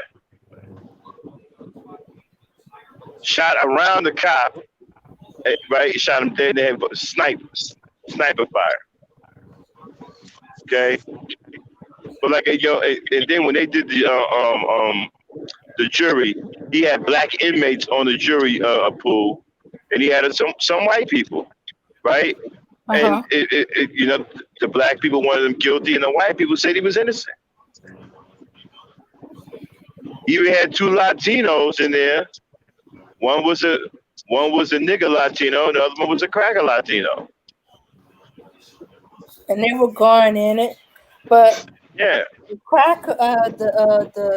the coon one was saying in English, and the nigger one he was saying in Spanish, and I was like, dang it, they didn't do no subtitles. I was like, I wanted to know what he was saying. Mm-hmm. I think we have origin. You know, but like I said, man, you know, to me, the movie, which is another, I, you know, no different than,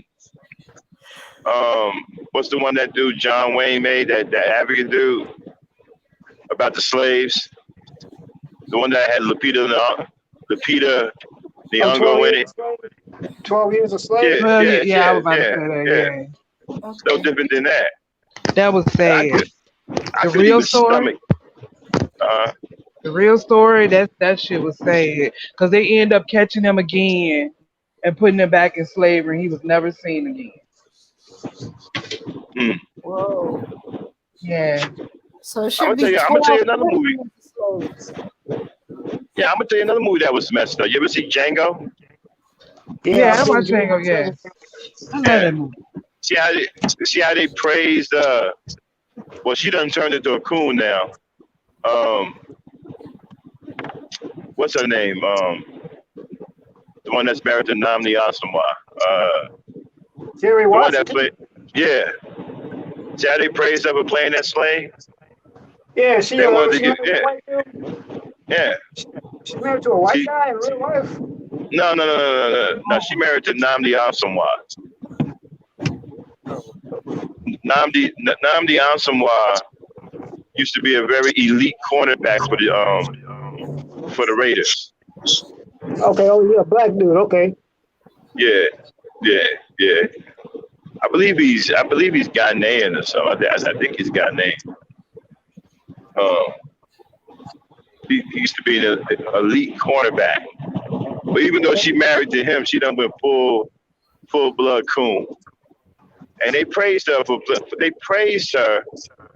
for being a slave.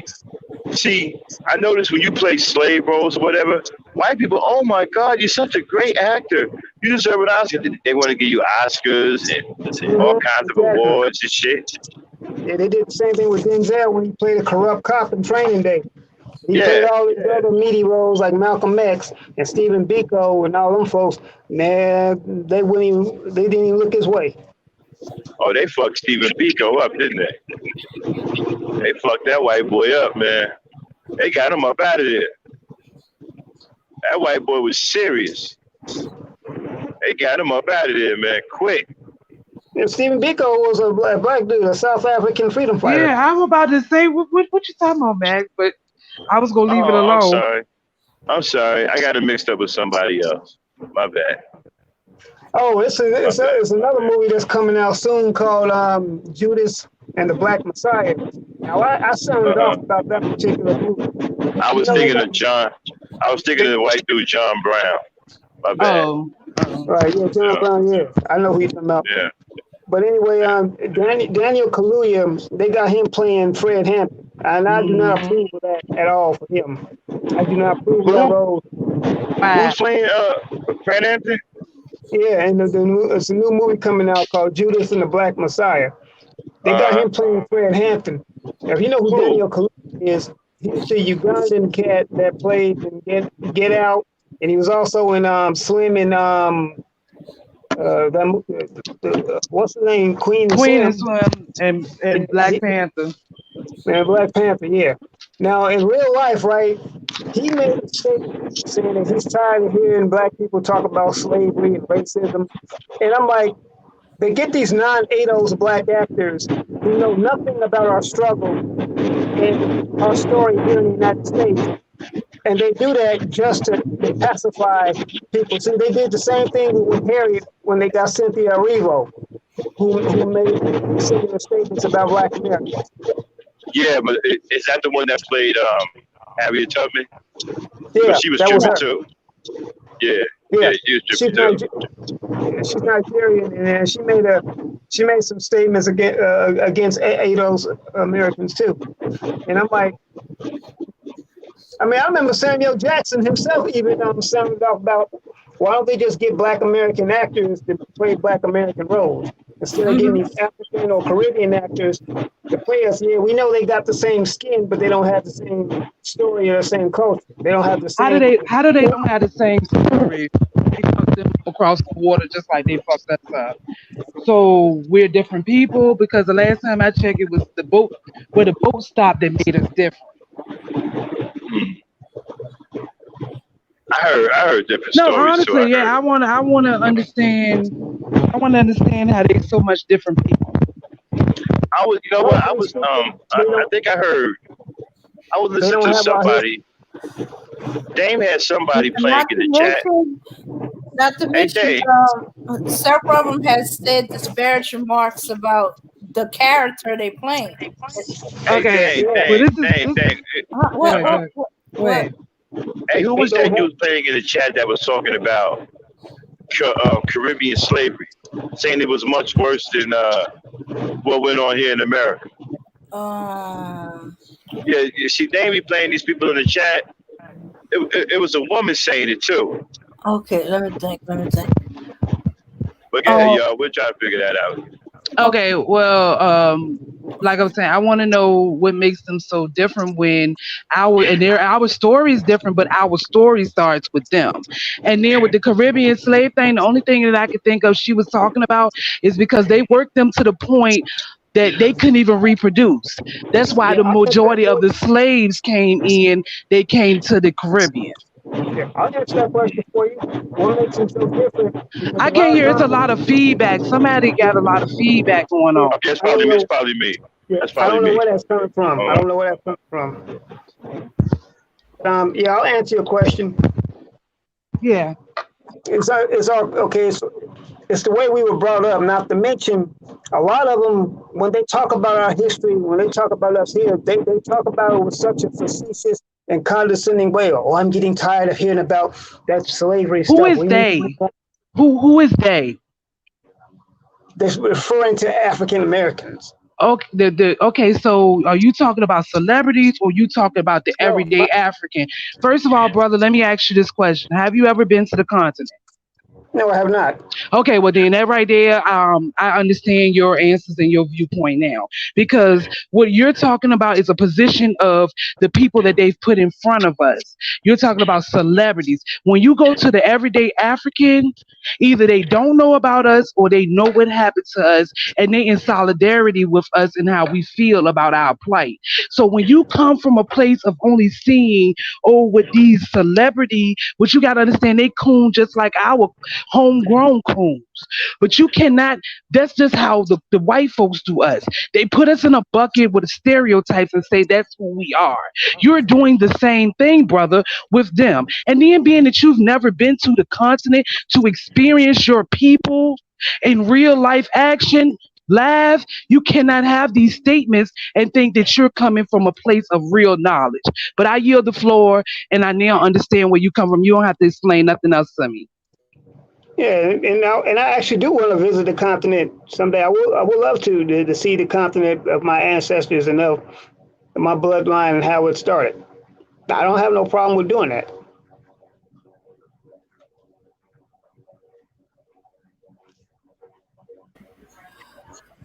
Okay. Absolutely. But I we believe were all of we, us we, should we take a weren't visit. talking about the celebrity ones that come in here. all right, can y'all hear me? Oh, I okay. guess basically, I guess it really just triggered me though. Really, when Cynthia and Daniel said that, and yeah, they are celebrities, true enough. But Can y'all I don't hear know. me? Yeah, we hear you. We Yeah, hear you, yeah. Mac. Okay. Yeah. It just triggers me. It's like you don't want to learn anything about history the way they say it. Maybe that's just the way I'm taking it. Well, I, you I, know, I we get also have I get like easily triggered by stuff like that. you're like Aaron. If you met, we have an African sister who I've adopted as my own daughter. Beautiful sister. Her name is Victoria, aka Abina, right? She's from Okay, Ghana, and she is a representative of the type of Africans that Bella is talking about. I Okay, think I've she's an seen that everyday. name before. I Yeah, think I've seen Bina before. yeah, Okay, yeah. She was just up here, right? And she's from Ghana, right? And she reflects what Bella's talking about. A lot of them either don't know about us or if they do know about us, they're with us. They're Right. on our side. Yeah, Let me they're with read us. something to him right quick.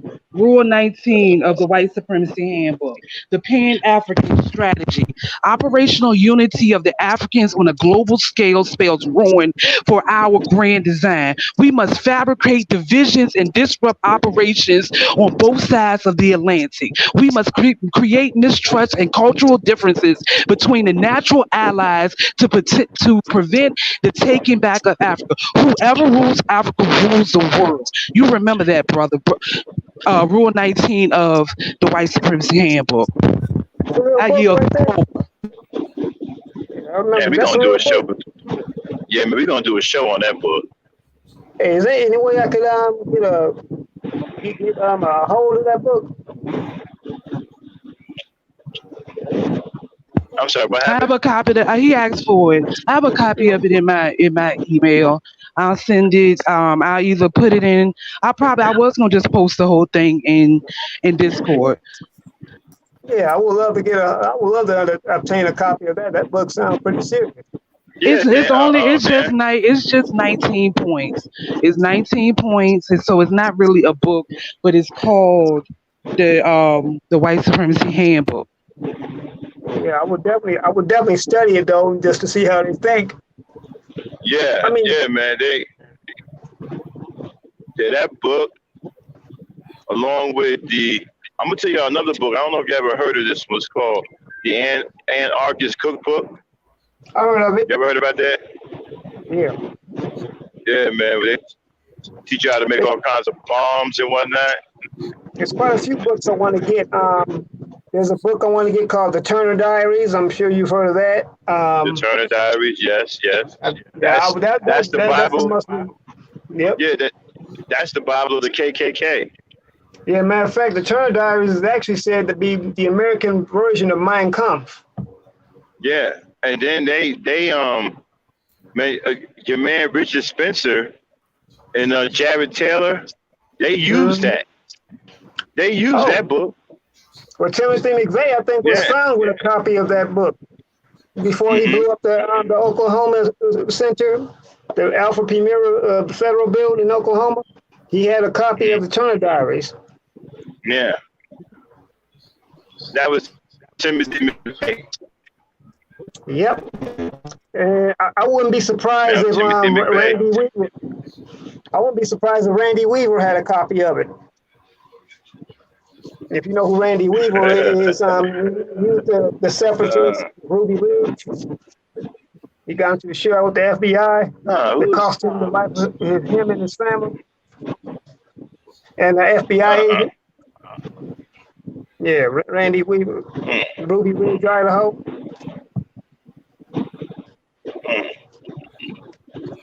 Randy Weaver. Yeah, Mr. Weaver family. I don't even know. I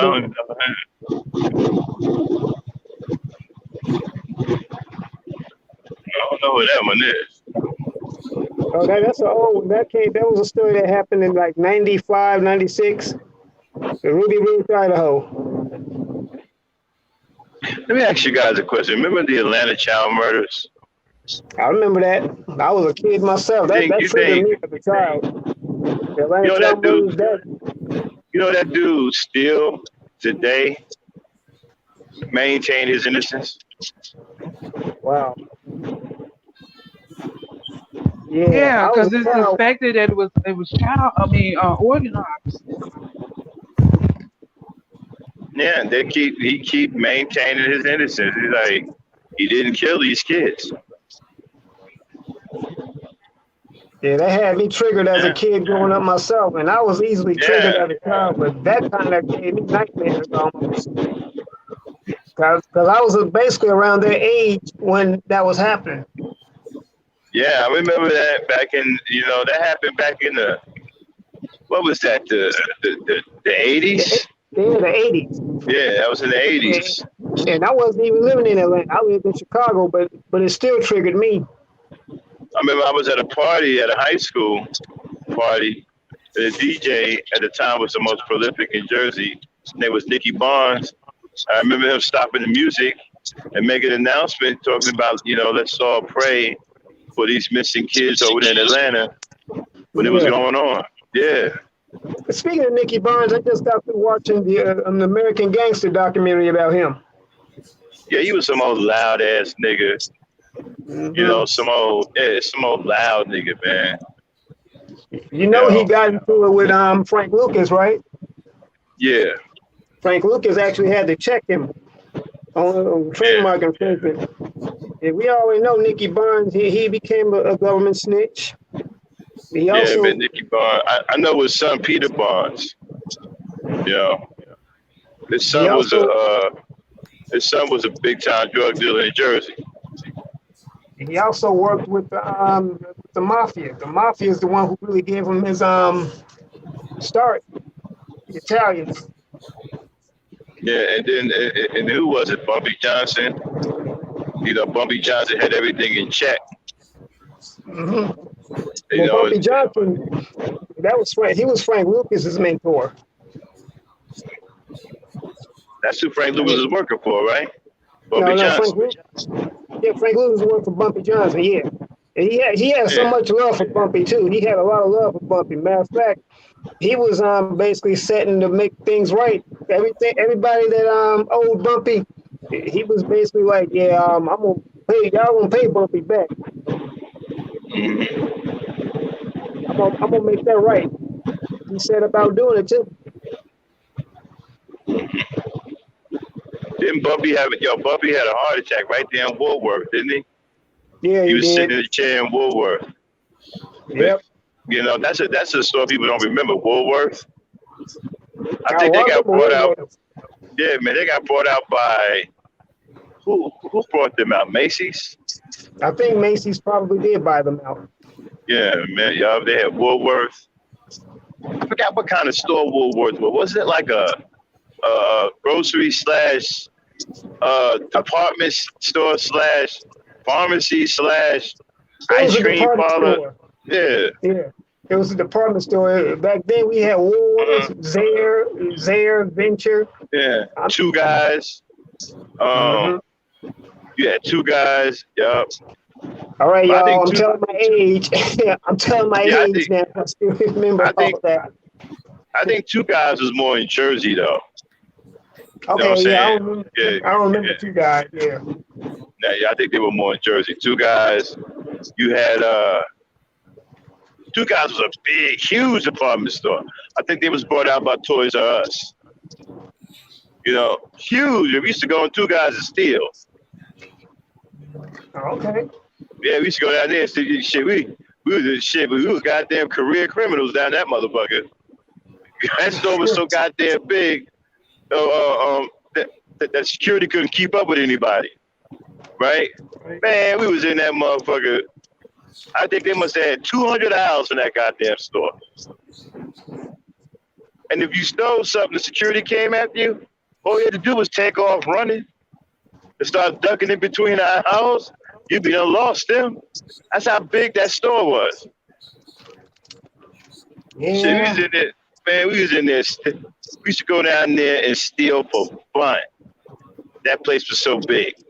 It was so easy to steal down there. Yeah. It was never fun when you got caught though. Nah, because the security was corny, man. And back then, as being pro-black, nobody respected white establishments. We didn't feel that stealing from white people was wrong. We felt it was justice. We used to go by the moniker, stealing from white folks ain't stealing. It's justice. So we actually thought that we were getting justice by stealing from them. Right. Yeah. That's why nobody give a damn now when you find out that some black person just went to jail for stealing a whole bunch of money from white folks. They don't care nothing about that. You actually get respected. You know what I'm saying? Like, what was it, Vicky Dillard? Uh-huh. Doing that mortgage thing and old girl, Ginger Daniels, getting that money for them crackers. Yeah, I ain't got no problem with it. I ain't not gonna hold that against you. So we didn't actually believe that we used to go down there to every single day. How you check this out? It was so bad in Two Guys, right? We used to go in the door, tell the security guard, we're gonna get you today, right? Hello?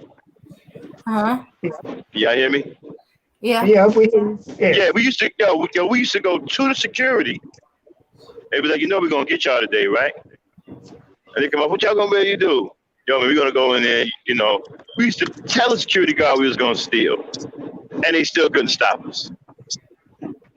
Something that told him. Yeah, you're gonna, man, I'm gonna get you today, right?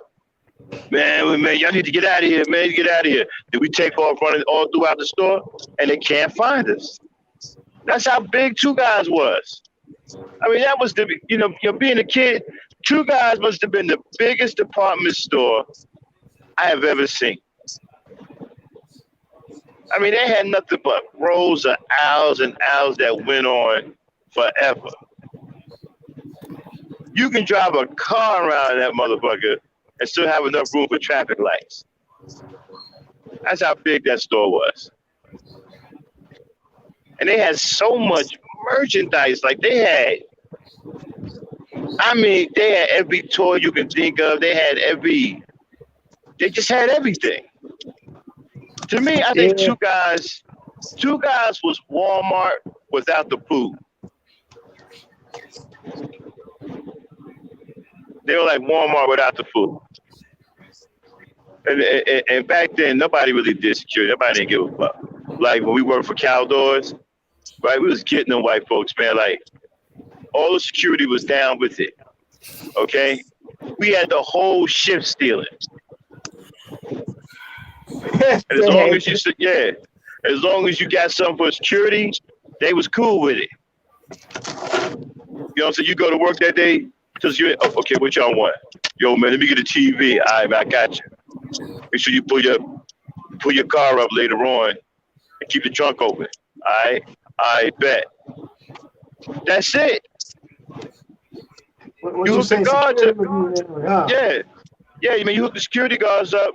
Man, we used to walk out of there with all kinds of stuff. Matter of fact, the stealing at Caldors was so bad, it ran them out of business. That actually shut down because they couldn't stop the stealing.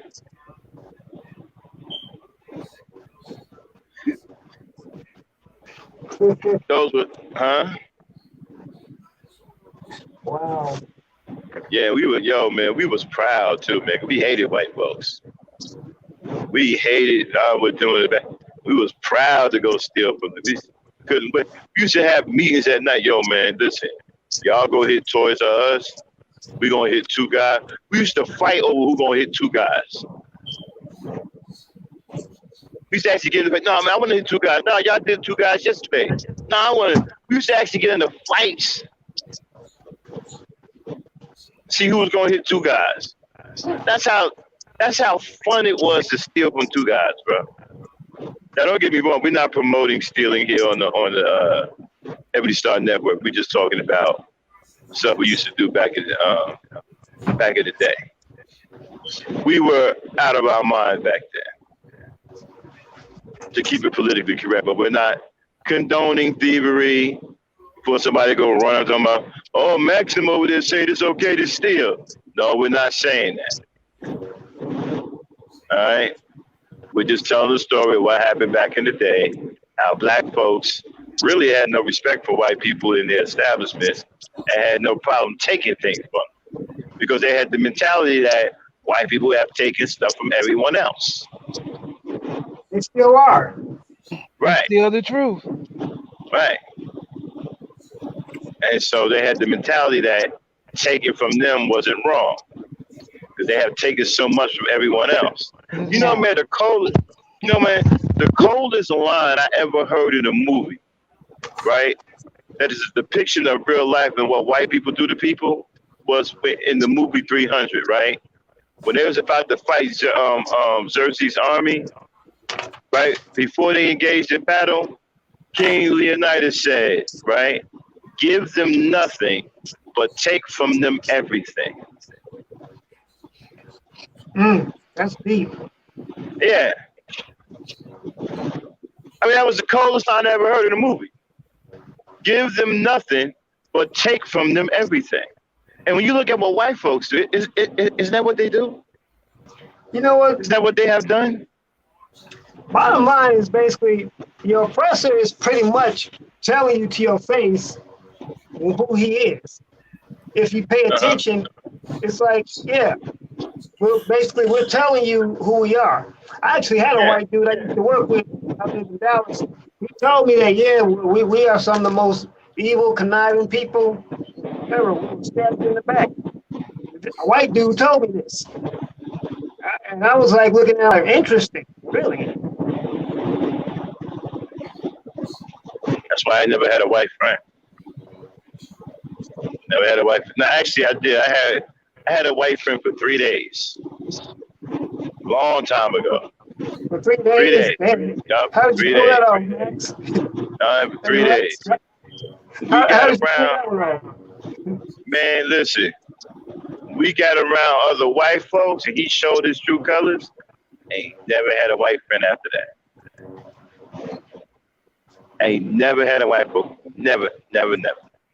Never trust. I'm glad that he did that because he taught me never to ever trust. Never. And he was all nice and cool and until he got around his own people. And man, he was calling me nigga. He was talking about stringing me up. You know what I'm saying? Oh. Oh, really? Yeah. Mm-hmm. Maya Angelou said, when people show you who they are, why don't you believe them? Yeah. And his name was Todd, right? And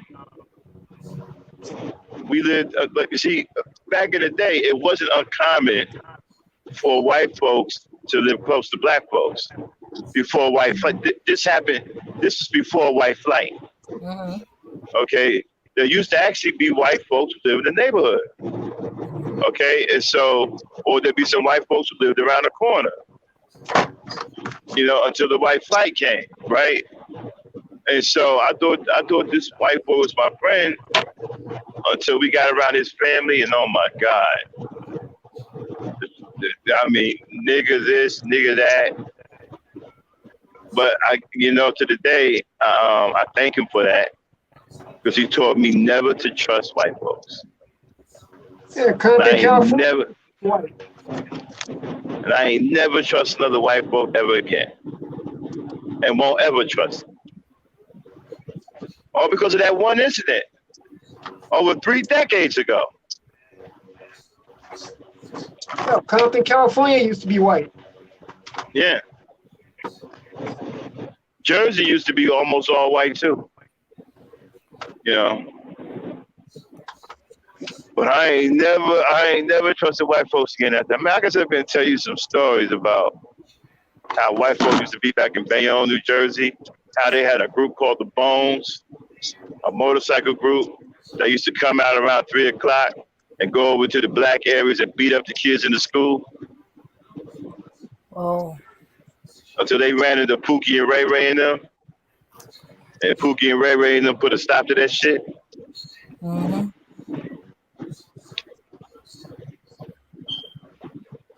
I remember when the Black Panthers shot up the precinct on Bergen Avenue between what was it, Wegman Parkway and Stegman. There's a police precinct right next to Steiner High School on Bergen Avenue. You can look it up, right? They shot that police precinct up. To the day, that police precinct still have holes in the walls from all of the bullets.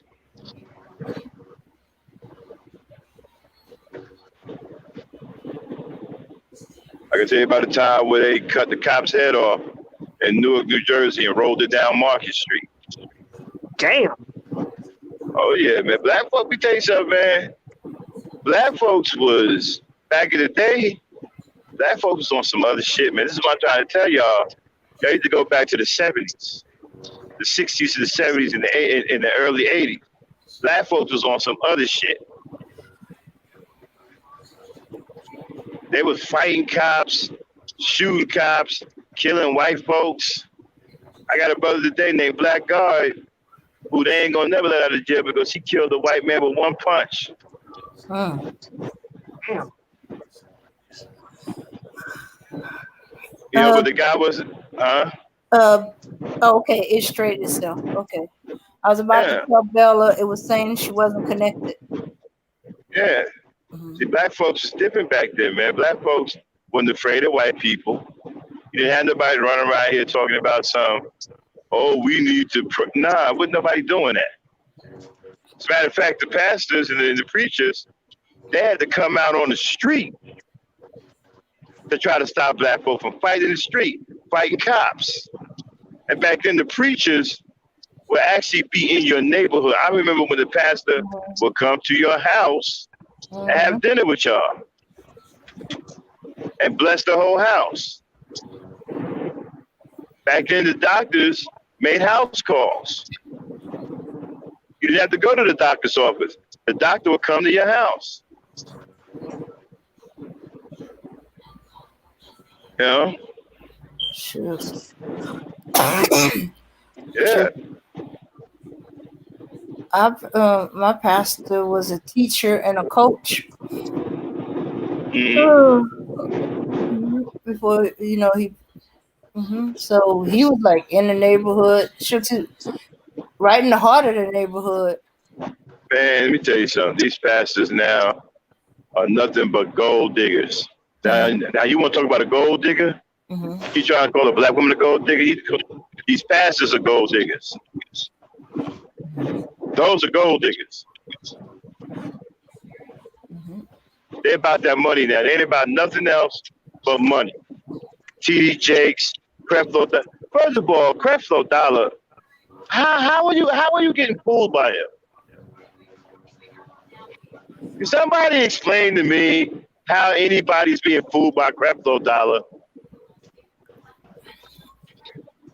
I went to TD Jakes' church when I lived in Dallas. I was a member there. Well, TD Jakes a little sneaky. He's gifted with with the gift of gab. He's a little sneaky, but Creflo Dollar is blatant. I mean, the name alone. How do you get past that? How are you being fooled? Like, oh, this is a man of God. No, he's not. He's a man of the dollar. He's no man of God.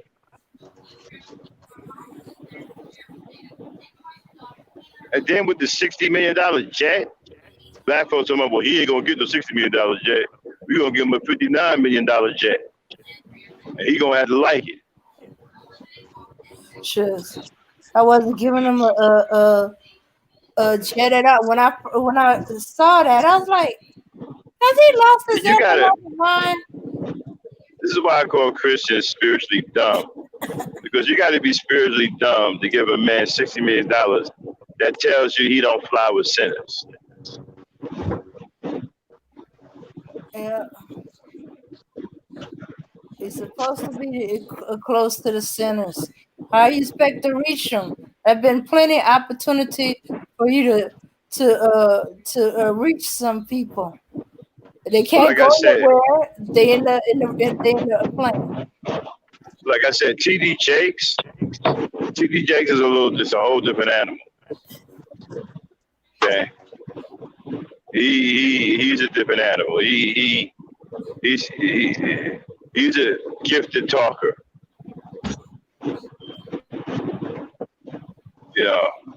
But man, we're gonna do a show one day.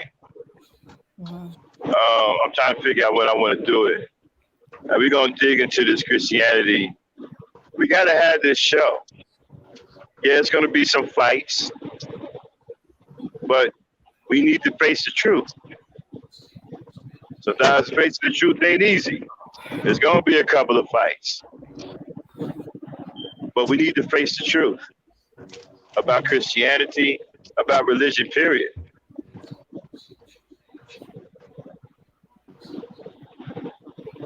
Not saying everybody gonna like it,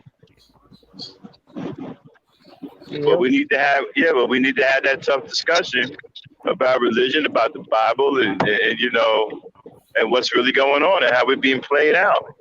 And these pastors, man, they have to listen. These pastors don't care nothing about how poor black people are. I'll say this much.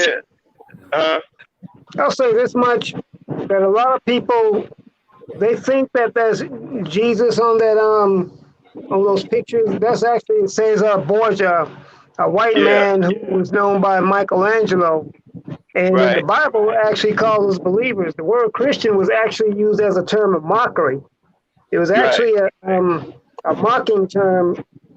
It was actually used as an insult. And he refers to us as believers. But I guess Christian, but the word Christian came about in Antioch because they saw people following Christ. So it's supposed to be Christ-like. Right. And the thing about it was, God doesn't identify as a Christian. And I'm going to tell you something else, right? Yeah, you're right. He doesn't identify as a Christian. No. You're absolutely right. God ain't even religious, bro. No, he's not. He came for a relationship. He's not even he ain't even religious. Religion is man trying to reach God. Relationship is God reaching man. Yeah, I'm going to tell you something else, though. See, they don't want you to see Christians. They don't want Christians to see the real God, right? Okay, they try to cover him up. You know, this is why they keep the book of Enoch out of Christian churches. They don't want you to know how God really gets down. God don't play no games, dog. You know, and so, and all of this, as far as I'm concerned, the Bible, this Bible or this version or whatever, promotes homosexuality. This is why you got homos now jumping into the Bible, becoming pastors and preachers, twisted scriptures. Well, no, that's not what it really meant. Yeah, that actually goes against God also. It does really go against him because he created man and woman, not man and man and woman and woman. So, yeah. I will tell you, man, we still, like I said, we still stuck on Genesis. Got a lot of problems in it, man. Genesis got a lot of problems in. A lot of these people keep staying away from Genesis. They don't want to talk about it. Even the Hebrew Israelites. Genesis is problematic. For one, we can't even get past the part where they said, let us create man in our own image. And he made the male or female. Okay, who is doing that? Who is us? Right. The Trinity. See, again, you see, black people keep getting brainwashed into some Trinity stuff. One of those entities is a female. Yeah, but he still said us. Let's make man. See, this is the problem I got with Christians. They just don't want to see the truth. They just can't. You know, common sense just won't set well with them. Like, okay, if he says, "Let us make man in our image," and he make the male and female, right? Then it tells you that us, one of those us, is a female. So what's wrong? Well, he formed the female out of Adam's rib. No, that's the physical body. We're talking about the soul. Don't even get me started on that. When he said, let us make man in our image, at that point, he's talking about the souls. That ain't got nothing to do. Okay. One of those souls, right, or spirits, was a female. Okay. Okay. And Christians just won't wrap their minds around this. One of them had to be a female. Okay. And I'm thinking, this is what I'm thinking. The so-called Trinity is a mother and father and son. That's what I'm thinking. But but what? They disguise it as this: the Father, the Son, and the Holy Spirit. Uh, Mother, Father, and Son. Father and Son, Holy Spirit. mm, The Holy Spirit is the female, okay. and they got y'all believing it's something else. Man, come on. Oh, hold on a second. Okay, there you go, Bella. The Father is a mother and father and a son. That they've tricked you to believe is the Father, the Son, and the Holy Ghost. Well, the Holy Ghost is a female. There Okay. had to have been a female, or you can't make man in your image and make them male and female. That doesn't make any sense. And for some reasons, Christians can't wrap their mind around this basic concept. If he's making man in their image and made them male and female, then what are their images? Male and female. I don't understand why this is so hard for a lot of Christians to understand. Okay. It's about their souls. Their souls are made in the image of God. Male and female. Yes. The souls are still male and female. Souls are Everybody male keep and talking female. about. Everybody keep talking about. Well, souls don't have any gender. Says who? Where's that at? Find me somewhere in the Bible and the scriptures where it says souls don't have any gender. I bet you can't find it.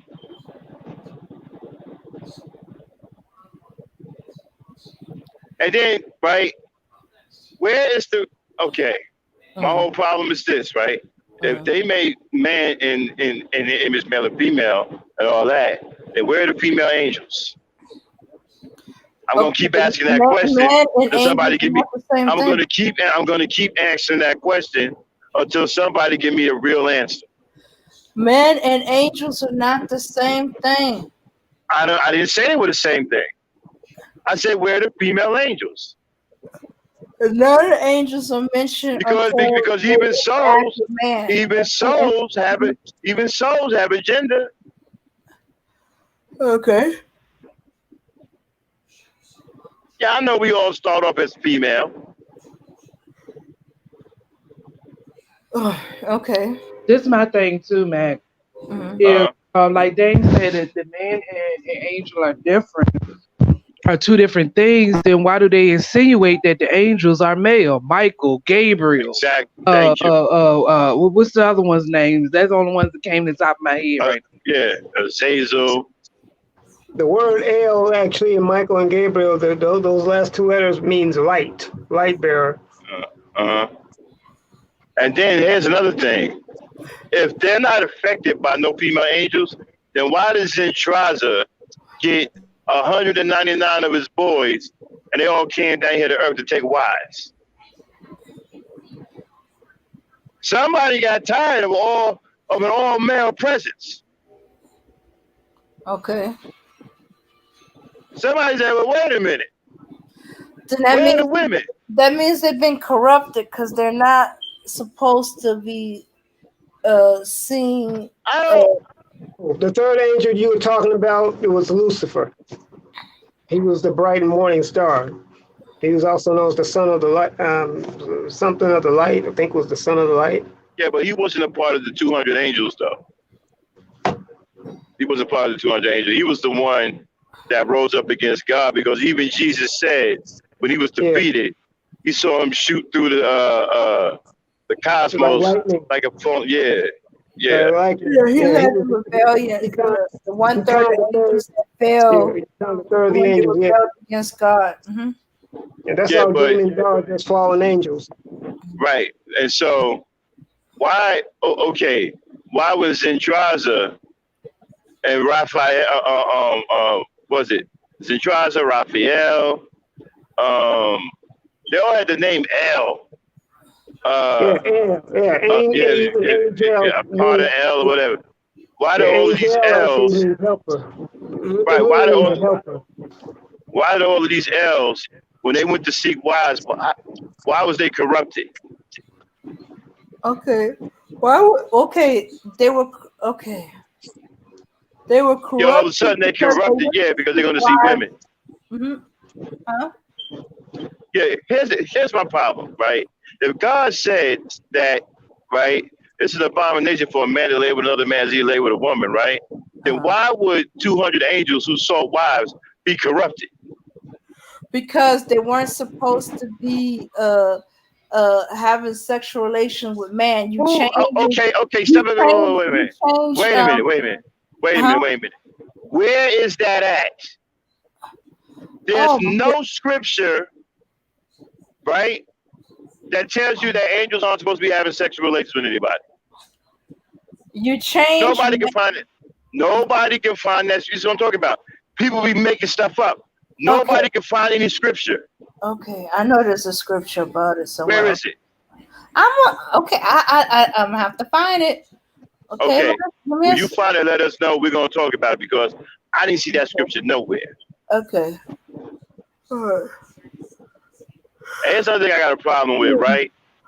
If God said, right, love the woman like Christ loved the church and love the woman like you would love yourself, then why would a male be corrupted for seeking a wife? They weren't seeking a wife. They were sleeping with them. Okay, Angel. Okay, what is the purpose of a wife and a husband? Be fruitful and multiply? A wife is a helpmeet because God knew that Adam needed some help. See, all the animals, they had mates, and man was the only one, Adam, he was the only one that didn't have a mate. So he put Adam in the sleep and took a rib out of his body. That's why every man has a space where a rib used to be. Right. There's another thing, right? He told them that rib, the woman's supposed to be his helper, not his slave, but his helper. That's all. That's what. That's what the woman was supposed to be. That help me. See, I got another reason why man is missing the rib. I don't think it has nothing to do with no woman, right? I think it has something to do with man falling from grace and him not being whole anymore. One of his ribs is taken away from him, right, making him imperfect. Yeah, see, as a punishment, but as a punishment from falling from grace, right? I don't think it has nothing to do with no woman. Now check this out, right? I'm gonna say this, and I'm gonna probably piss off a lot of men, but I don't care because I'm gonna speak it anyhow. But bottom line is that when God put Adam in charge, so Adam was actually had most of the responsibility, and it was his job. He was supposed to tell Eve, okay, well, God said not to eat this tree or what have you, okay. Right. So Eve is the one who's like, well, the serpent beguiled me, but God held Adam responsible because, like, well, I put you in charge. You were supposed to break it down to Eve what happened. So that's why they want people say, well, it was Eve's fault. No, well, technically, it really wasn't Eve's fault. It was actually Adam's. Now Eve she does have her role in it, but it was ultimately it falls on Adam. No, you're right. You're right. He was the leader. He was in leadership. So it's his fault that he did not inform her. He did not lead her properly, and she ate from that tree. That's why when she bit that fruit, nothing happened. And I don't know if anybody noticed that. I just really hope that some manosphere or MGTOW or Sisbin, I hope they listening to me right now. I really hope they are. Because like I said, it's my goal and my duty to piss every last one of them off. I don't care. Doubt. I hate them too. But here's my whole, let me get back to what I was saying about, and then we got more, this is what I'm saying. Genesis has so many problems, okay? We're going to come right back, okay? Because if he says, go forth and be fruitful and multiply, right? Then a male shouldn't be corrupted for seeking a wife.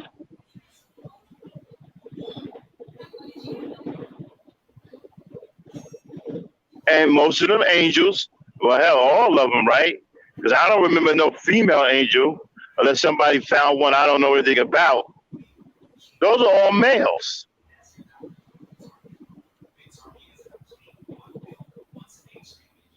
So why are they corrupted for seeking wives?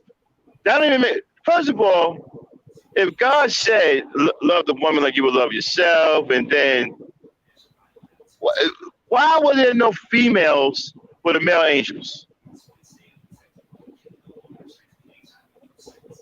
That don't make any sense to me. Angels actually don't have the same. They don't really have the same type of authority. They don't also have the same leeway as human beings have. See, the reason why humans fell from grace is because of the fall. Right, and I believe that's why. I believe that's why the rib is missing, making man imperfect. See, I believe before Adam fell, he had all his ribs. Yeah. I believe that the rib is a symbolism of imperfection. I believe that if that rib was to be restored, man would be perfect, and he would be a god. I don't believe that rib had anything to do with a female. I believe that rib was taken as a punishment, right, from rebelling and falling from grace, making man imperfect. Well, he actually took the rib and made Eve before the fall, because remember we were just talking about how he was supposed to tell. Yeah, but I don't. Right. Yeah, but my whole thing is I don't believe the story went down like that. Period. I don't believe it. You know, because we were listening to the story of Adam and Eve, and there was a lot of stuff in there, man, that was bugged out. Like, for example, you know how many times dude killed himself by beating on his own chest? You know how hard you got to beat on your chest to kill yourself? No, I didn't know people committed suicide like that by beating on their. He committed suicide. I don't know, my 8, 9. I stopped counting around like 6 or 7 times. Wow. And he did it by beating on his chest. You know how hard you have to. You know how hard you have to hit yourself with the chest to stop your own heart? Yeah, you did say that. So Adam must have been some big dude with huge hands and crazy strength to hit himself in the chest so hard that he stopped his own heart. You got to be immensely powerful to beat yourself to death. Because that's what that is. You're beating yourself to death. You know how strong you would have to be to do that?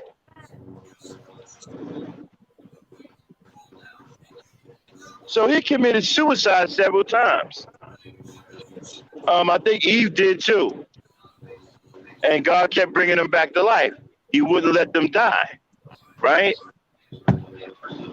I think one time he threw himself off or something, and then he threw himself off or something, and then I think the other times he just beat himself to death. Hey, man, we can do that. Listen, we're gonna have a show where we're gonna have the Book of Enoch on display. We're gonna do some things, man. Yeah, we're gonna light some shit up. But there's a lot of questions that need to be answered, and I'm not afraid of the tough questions.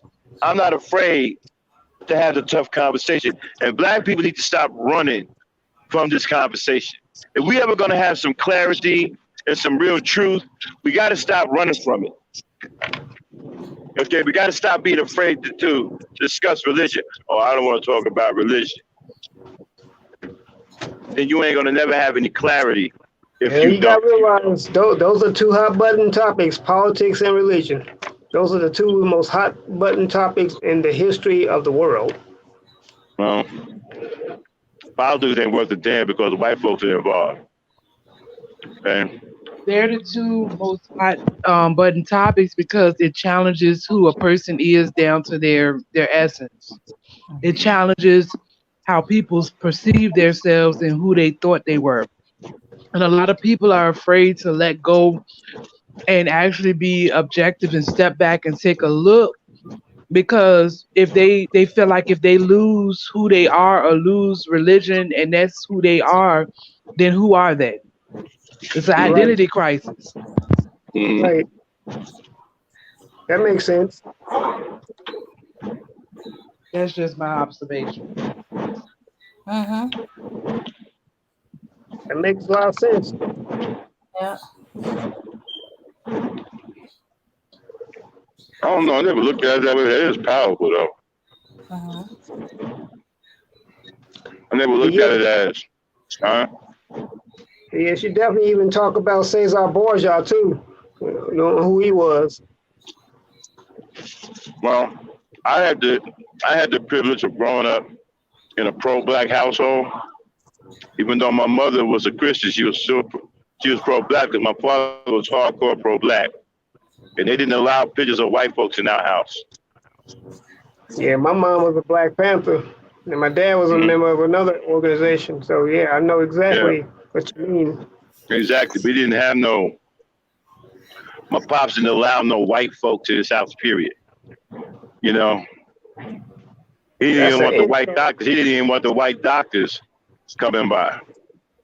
That's an insult. You got all these black churches, and you got this picture of a stained glass when the Bible plainly states his description, and you still got this pointy nose, stringy haired white dude on the Beast. wall. You still got black folks who believe in that shit, man. You still got, even Hmm. now, you still got black folks talking about they want to make America great again. I mean, what the fuck is wrong with you? Like, what do you mean make America? What exactly are you talking about? Hmm. I want to know exactly what are they talking about? What are black? I understand what white folks are saying when they want to make America great again, but what are black people talking about? Make America great again? How? How? What are you talking about? The question is when. When was it great for Yeah, us?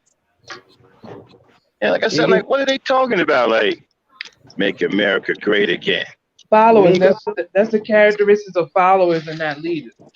some of us are Yeah. still on this post-racial utopia that I don't know. We think, well, it's a new day and age, and okay, what's your point? George Floyd was Mm-hmm. murdered in this new day and age just last year. So is Ahmaud Arbery. So is Breonna Taylor. Trayvon Martin. Do I Man, need to go any further?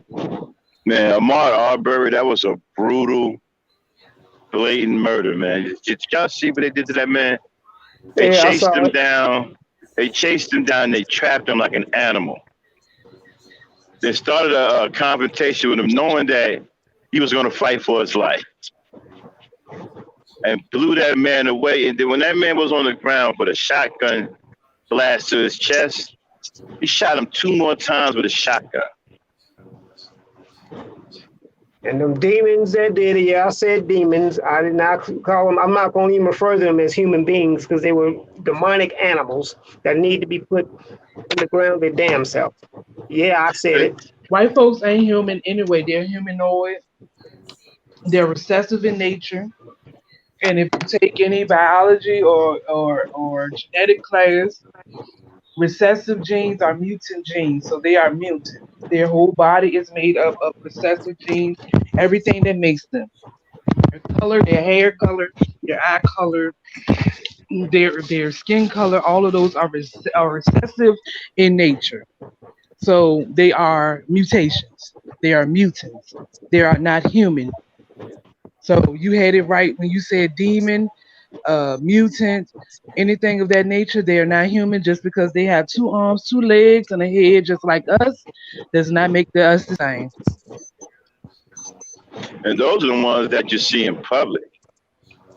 They actually have some in hiding that have all kinds of deformities, like three arms, two heads, a tail, claws. Those are the ones that they keep in hiding. And then they're cloning. I mentioned before in the podcast, I was in Salt Lake City at an Arby's, how everybody was the same size. It all moved at the same time, the same exact body weight and height. You know, that All sounds at a lot this. like Uh, that sounds a lot like what Adolf Hitler was doing when he tried to create his master race theory. mm-hmm. Yeah, well, he was a nutcase too. And you know But what? you know what? All that basically really was is just on the form of eugenics. You ever see the Jesse Owens story? I think I have. Even though Hitler was racist, he gave Jesse Owens respect.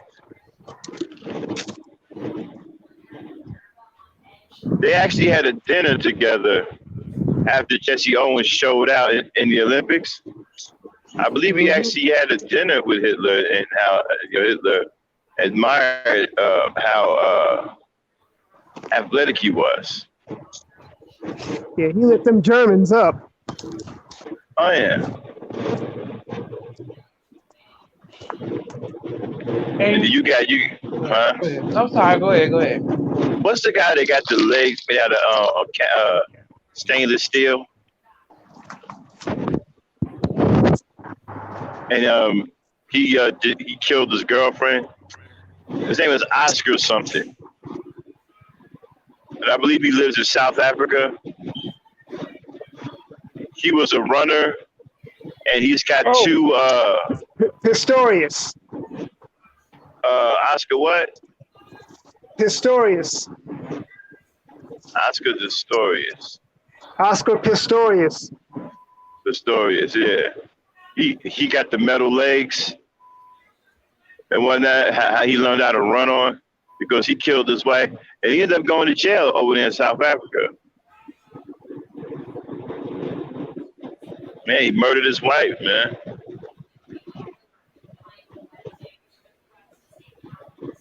I tell you though, man.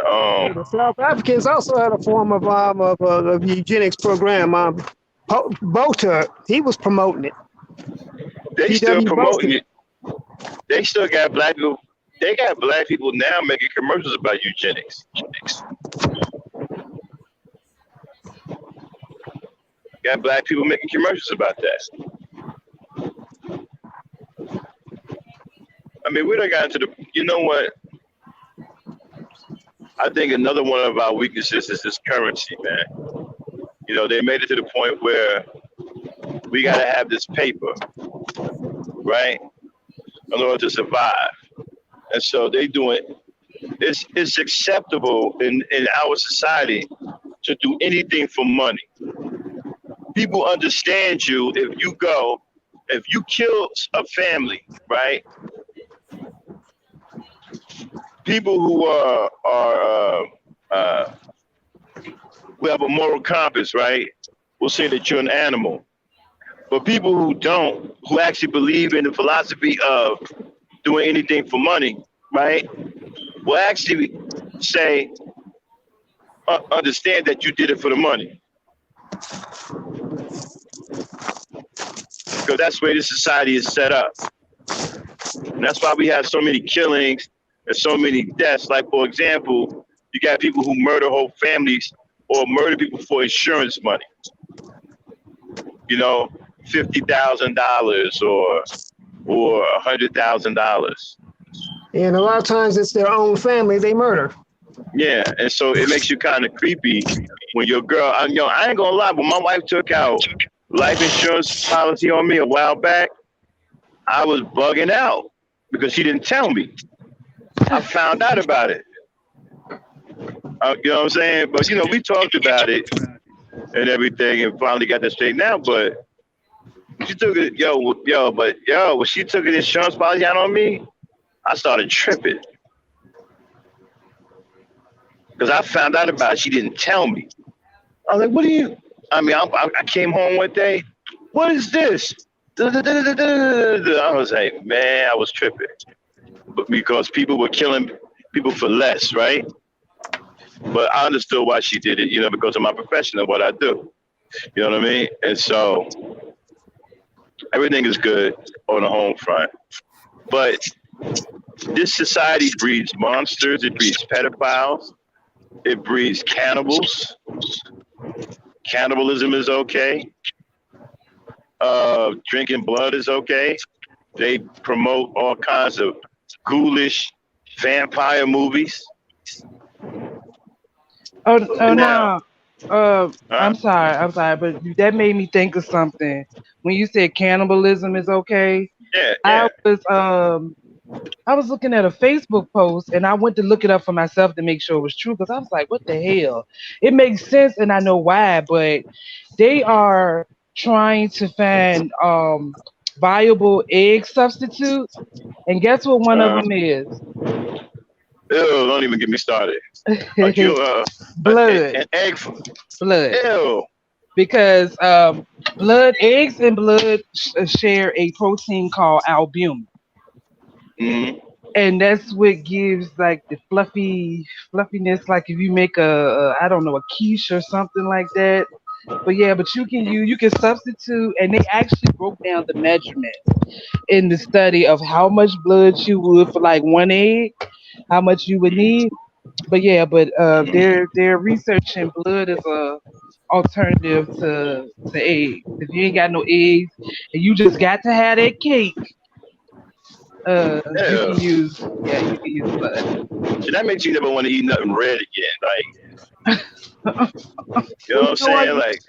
You really, you really how, shouldn't be how, eating dis- red blood no way. how disgusting can you get? See, you notice Uh, they you want know, their uh, steaks medium rare with it bloody still. They probably order the steak if you okay, go to a restaurant. Mhm.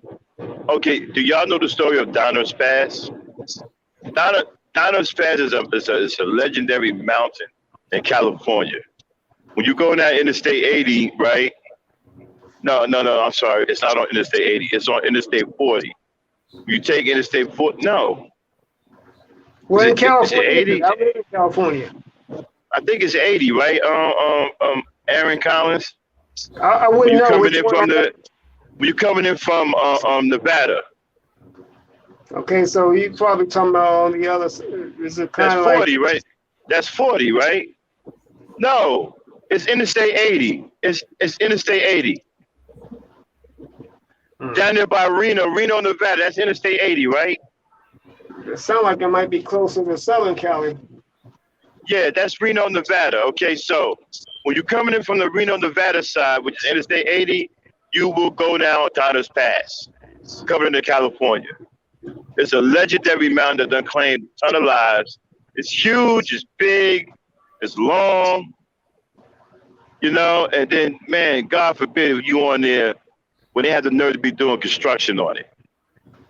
Now, I just recently been over Donner's Pass a couple of months ago, and they have made some improvements. It's a little wider now, but it's still the same dangerous, treacherous mountain, right? Now, according to the story, that name came about because some white folks got trapped up there during the winter or something, and they survived by eating each other. Oh yeah, that sounds like that movie called Alive. There was a movie called Alive. Yeah. I don't know if they were down as fast. I think they were somewhere in Europe. No, the Andes. They were in the Andes. It was about that story. How it was a flight in the Andes Uh-huh. Mountains, America. Yeah. I remember They, that. I watched that when I was a kid. yeah, they Now, resorted to now, cannibalism. now, I want you guys to remember. So I want you guys to think about this. Have you ever been starving before? Now, Yeah, before you say no, right? It don't take much to be starving.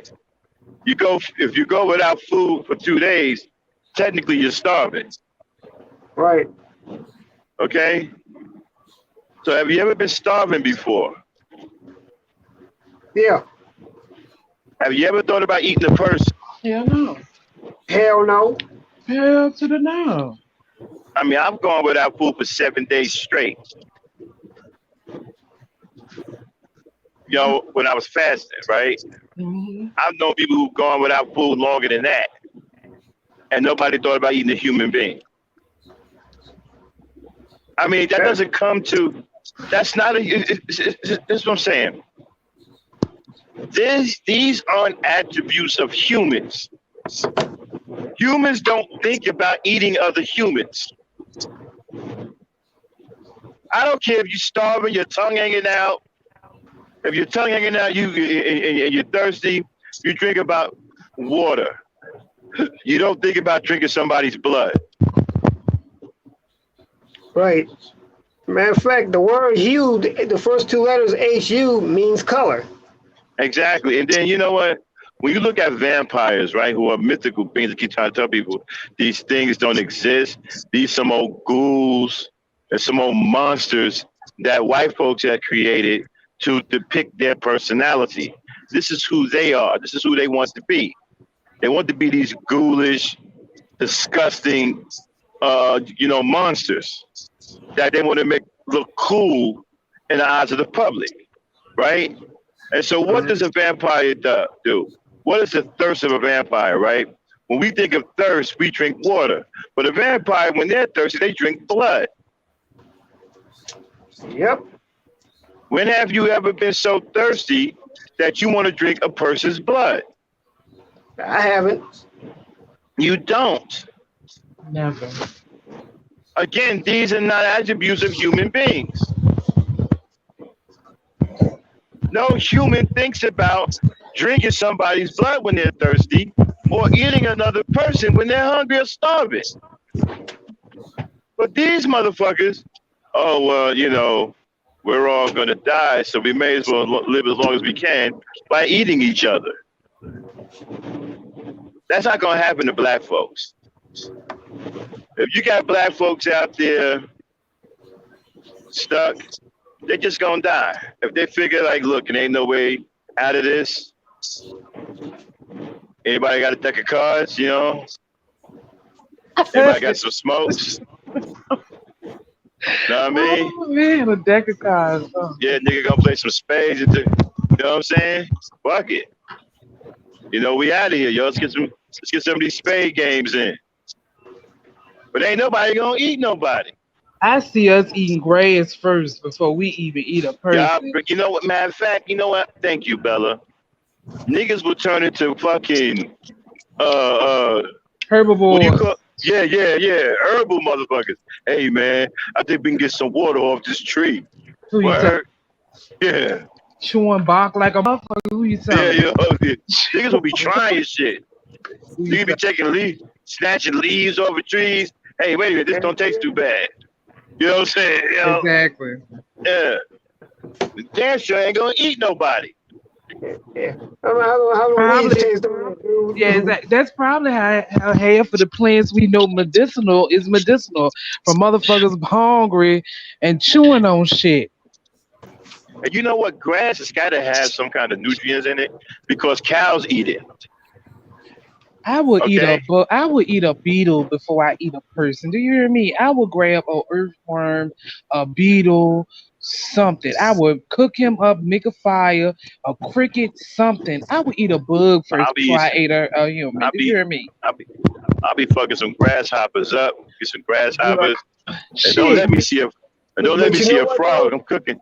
Oh yeah, I love frog legs. I love frog legs. Kermit is, Kermit is dust. Do you hear me? I love frog. I just had some frog legs 2 weeks ago. The little fish market that I live by, they still be having frog legs. I sure did give me a pound and a half of frog legs and took them bitches home and fried Kermit ass up. Do you hear me? Kermit was good as a bitch. Let me see a frog. I'm hungry. And let me see a frog. Won't no boy in the Bible be a Look locust for regular around frog. Just go straight for the bullfrog, mommy. Hold on, y'all. What you say, Aaron? What's the dude in the Bible? He ate locusts and wild honey. He didn't even eat people. Exactly. Yo, Kermit a dead motherfucker, man. Dead as a motherfucker. Do you hear me? And I hope his steak tastes like chicken. Y'all crazy as hell. But yeah, man, shit, niggas ain't eat nobody. But That's too disgusting. You eat Kermit, right? And then you find his girlfriend, Piggy. I guess you have some Yeah. swine that day. Oh man, pig is done, nigga. See, I'm a holdout. See, I don't eat pork, so I'm a holdout Man. until my stomach touches my back before I mess with Miss Piggy. But her ass probably will be 8'2", but I am go hold out until my stomach touches my back because I don't eat pork. Did you eat my Kermit? Yeah, bitch. But We about what? to eat you too. But you know what? Shoot, in Yeah, real life, was picking more like a Kermit. pork is bad, right? But if you're going to eat pork, that's the best way to eat it fresh. That's the best way to eat it. Okay, don't get it when they got it in the they done cured it, do all that damn salt in it and all kinds of shit. You know what I'm saying? Now you got but the best way to eat pork is to kill it and eat it fresh. Yeah, and you So better don't cook get the all hell that. out of it because Yeah, pork holds exactly. parasites. So pork Exactly. holds parasites, and also if it's a eat or be eat, the motherfucking pig will eat your ass. So, Yeah. Hell so you, so it's gonna be a fight to the death any fucking way. Pig Niggas omnivore. I tell you what, if Negroes got left like that, it's gonna be some shit. Niggas gonna learn how to hunt. Niggas gonna be making crooked ass bow and arrows out of fucking, switches and tree branches and shit. Niggas gonna be picking up a rock. They gonna be fucking hunting. You know? Yeah, man. Negroes gonna find some way to live off the land. You're not gonna eat each other. You know. Shoots, And, they had famine in Ethiopia and years as far as ago, snow, and they as didn't far kill people. and as far as snow go, niggas ain't getting stuck in no snow. The only Nope. Negroes that's gonna get stuck in snow are coons. Alright? Real black folk ain't getting stuck in no snow, bro. Oh, check this out. You get stuck Alright. in some snow, okay, you better find there. You see that squirrel right there, that rabbit? Yeah, he about to be dinner tonight. I've eaten rabbit before. Man. First of all, Negroes don't do cold. Like, we're not going into the Colorado Rockies and trying to be white people. We're not doing none of that. Hey, remember that group called the Hey. Polar Bear Club? Where there's a bunch of white people take their clothes off and swim in cold water. You had some black people with them too. There was a few black polar bears. You know what? with them. Speaking of that, That's Bella was interesting. Oh, go ahead. Bella was educating us on that about the ammonia in their blood, and that helps them to be able to do that, right, Bella? Yes. The ammonia in their blood helps them be able because ammonia has a higher freezing point than water. So when they submerge themselves, it keeps them from freezing. That's why they're able to adapt to colder temperatures. But more interestingly, the meat when us eating meat falsely heightens our ammonia levels also. So actually, that's probably why we're able to be in these cold places, cold, and having it with them because we have been introduced to eating more meat into our diet. So therefore, our ammonia levels are falsely elevated. Also, well, whereas them eating meat is just maintaining. Us eating it is falsely elevating it. Right. Interesting. Yeah, I don't think you're gonna catch it. The only way you'll probably catch us in the cold is that niggas done went coon and talking about they're gonna take a ski trip on a plane. The plane went down somewhere in the cold region. That's the only way you're gonna get niggas in the cold. Other than that, niggas ain't getting stuck in no cold, bro. Now, we may get stuck in Africa somewhere or the damn Amazon forest or some other shit, but it ain't gonna be no snow, bro. We don't do that. You know what I'm saying? We're not cold weather people like that. We're not going to no damn snow region. And that's why I think we'll survive, because if we get caught like in a tropical area like the rainforest or jungle, whatever, we're gonna survive, dog. Ain't nobody eating nobody. We gonna survive. Nigga be like, yo, man, what was that? That's a coyote. Yeah? Well, we about to kill that coyote for dinner. You know what I'm saying? No, I got one for you. Max, Uh, niggas will eat shit before they eat a motherfucking person. And let me tell you why. Because it's a delicacy in Africa. I've never seen it, but I know somebody African that eats it. But they make soup or stew out of the shit of some animal, and I cannot remember what the fuck animal it is at the moment. Ask Vicky when she get back up here, she knows about it. But I know a Ghanaian brother that was telling me about it, teaching me about it. So we will eat shit before we eat another motherfucking person. Just let that marinate in your head right quick. Yeah, I might have to take a rain check on the yeah, state. I'm a. Wow. Yeah, I Yeah, mean, you, I'm a. I guess if we can eat chitlins, which is I I mean, don't, I don't, I don't eat chitlins. I don't know what to say. I mean, But that's how serious it is out here. You heard me, that's just motherfuckers will motherfucker. eat shit. How did they find out that it tastes good enough for them to eat that shit? I'm Like a fuck seriously. that. I'm gonna turn it to bed. I'm eating flowers and shit. I ain't fucking with those. I'm fucking turn it to a vegetarian and shit. You know what I'm saying? Like, fuck that. I be one of Yeah, them jungle. I would be one of them jungle niggas going around with a hatchet, chopping shit off trees, drinking out of it. You know how they do it? You get some of them jungle movies. They got these big ass fucking things hanging from trees, and they cut that motherfucker, and some liquid come out. They be drinking that shit. I'll be on some shit like that. Who you telling? Who the fuck you You know? telling? now I heard of acorn soup. No, Mm. I can't remember what it's called. I wish she was here right now. Lord, I wish Vicky was here right now because I know she probably know what I'm talking about. But Uh, yeah, I want to say it's the grass cutter, the doo doo from the grass cutter, which is a damn shit that that'd look be a like a beaver. But that'd be a great idea, Bella, to do a show about things that we can eat that we don't know about, like grass. Like, how much nutrients grass got in it? Can a human consume grass? No. it's an interesting book, and I gotta find the title. And I said I Listen, was gonna buy it, but it's a book that um, talked about the slave diet and why we wasn't really uh, getting sick, even though we was eating chitlins and pig oh yeah, ears you know and, what? and, Matter and, of and fact, all of that shit. dang, Huh? you're on the computer. Can you look up the prolamine diet? Dope. Wait, hold on, The prolamine diet. Okay, Prolamine. pro, Pro. low, PR. Pro. prolo. Prolamine. Yeah. Mm. Check this diet out. I think it was a Kenyan who came up with this diet. And not only, check this out, this diet made him so strong, right, that he was able to lift 100 times his weight.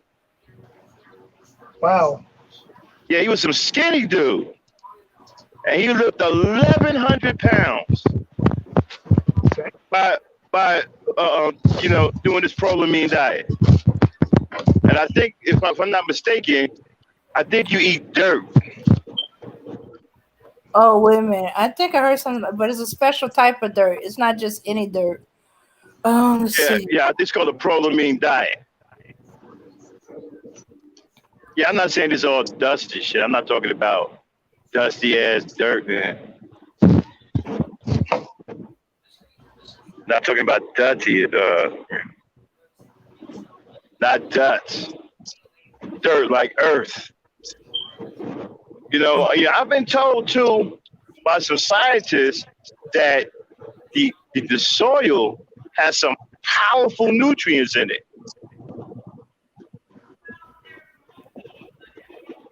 And if you notice something, y'all, right? When you look at these stories of Jesus and stuff, right? Do y'all know what he used to heal people? He used dirt. Yeah. Well, guess what? Basically, that's all we are is just activated dirt that God spat on and commanded to live.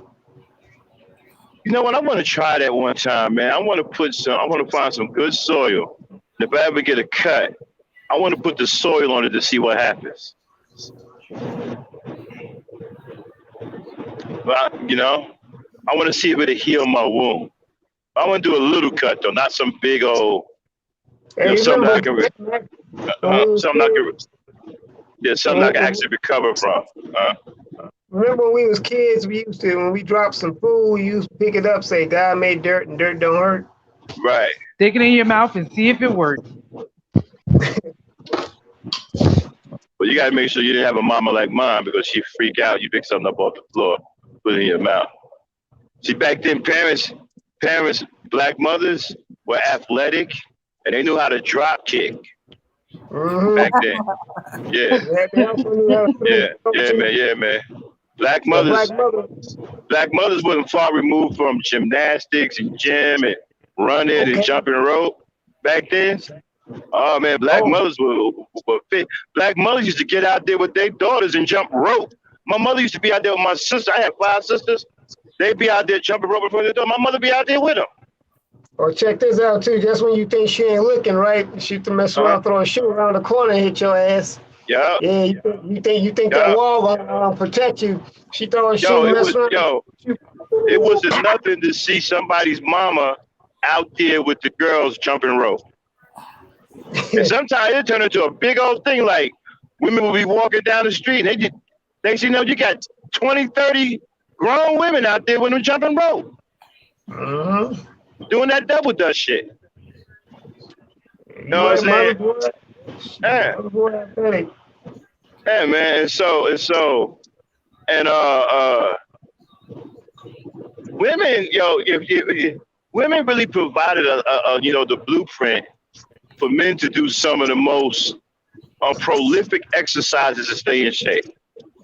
You know what I'm saying? Jumping rope. Ali really took that to the next level. You know what I'm saying? Because he's seen girls do it. And so there was a great way for them to get into shape, But you see, back then, the black mothers were physically fit, man. They chase you down the street with a belt. Back then. Yeah. My mom chased me and my uncle until she caught emphysema and her lung capacity got reduced. That's why I gave up. You see, that could be reversed, but they won't tell you. That can actually be reversed, but they won't tell you. Okay. Yeah. That can be reversed. But they won't tell you that. They keep telling you, oh, it's nothing we can. You see, another thing that they want you to do, right, is they want you to remain hopeless because you see, the mind, right, the condition of your mind also aids in your recovery. It also aids in your regeneration and aids in your healing. So if you have an unhealthy way of thinking, your body won't heal properly. It won't. It won't heal properly. This is why the Bible tells you, right, that a man is what he thinketh. That's true. If you believe that there's no hope, your body won't heal right. Right. No, it won't. A lot of this stuff can be reversed, but they don't want you to know it.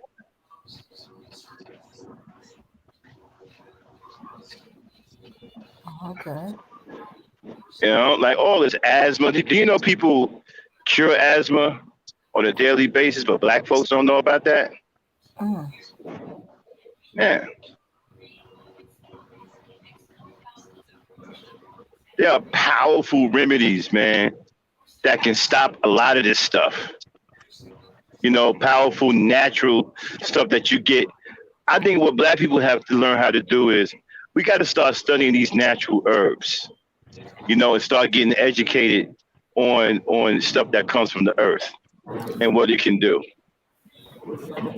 This is one of the reasons why they won't let homeopathy doctors get a practice medicine. They'll give them an MD, but they won't let them practice medicine. So they don't want nobody healing themselves. It's like Bella said, the first thing they tell you is there's no money in the cure. That's why they came after Dr. Sabi. That's why they came after Dr. Sabi. So It, it tells me this here, right? What is the Hippocratic oath? I call it Do the no harm. hypocritical. Do I no call it the harm. hypocritical. And you That's know what the it's supposed to Hippocratic be. Oath was named Yeah. after Hip, First, do Hippocrates. no harm. Hmm. Named hip, after Hippocrates. They're not living up to Hippocrates his ways. So I call it the hypocritical because they're a yeah, I'm bunch about of to hypocrites. say, yeah, should it be Hypocritic. hypocritic or Hippocratic? Hypocritic. Oh, because Yeah, I work in the medical field. I'm at work right right, now, and I right. can't even tell y'all how many motherfucking people I've seen them kill in my career, like babies and everything. You know, and it is at a point, sad to say, that I'm just doing this shit for money. I used to care, but around here, in places like this, caring get you fired. Yeah. Caring get you in trouble, get you rolled up, shit like that. Cause you're not supposed to question a doctor. You're not Mhm. supposed to question a nurse. I've seen them suffocate a child from the inside out before. Baby Wow. came in, and then baby came in, and I can't remember what exactly was wrong with the baby. Or doctor ordered a pint of blood for the baby. Now I'm gonna tell y'all now, whenever you have a baby, you cannot give them a whole donation of blood like you do grown-ups. You are supposed to pool it into 6 different little units and give it Hmm. to the baby in increments. This Hmm. doctor gave the whole pint of blood to the baby at once and killed that Wow. baby with something called fluid overload. So basically, the Uh, baby drowned from the inside out. wow.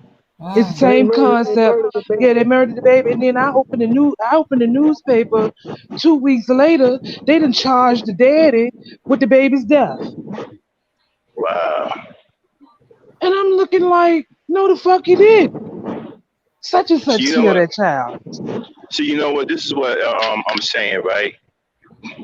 This is what I'm attempting to do with the E Nation. We got to start rescuing our smart people. We got to give them the facilities that they need. See, we got people like Bella trapped in these medical dungeons,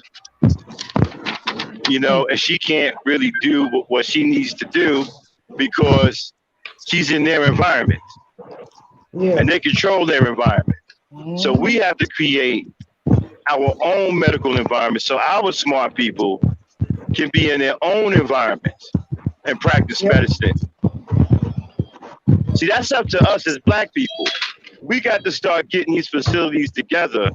We need laboratory. We got smart people, man, working for these crackers because they don't have nowhere else to work. They don't have no labs. Yeah, I've been We doing got to, this. we get, I've been right, doing this shit for like almost but this is right, my 6th year doing this, and my ninth year out of school or something like that. yeah.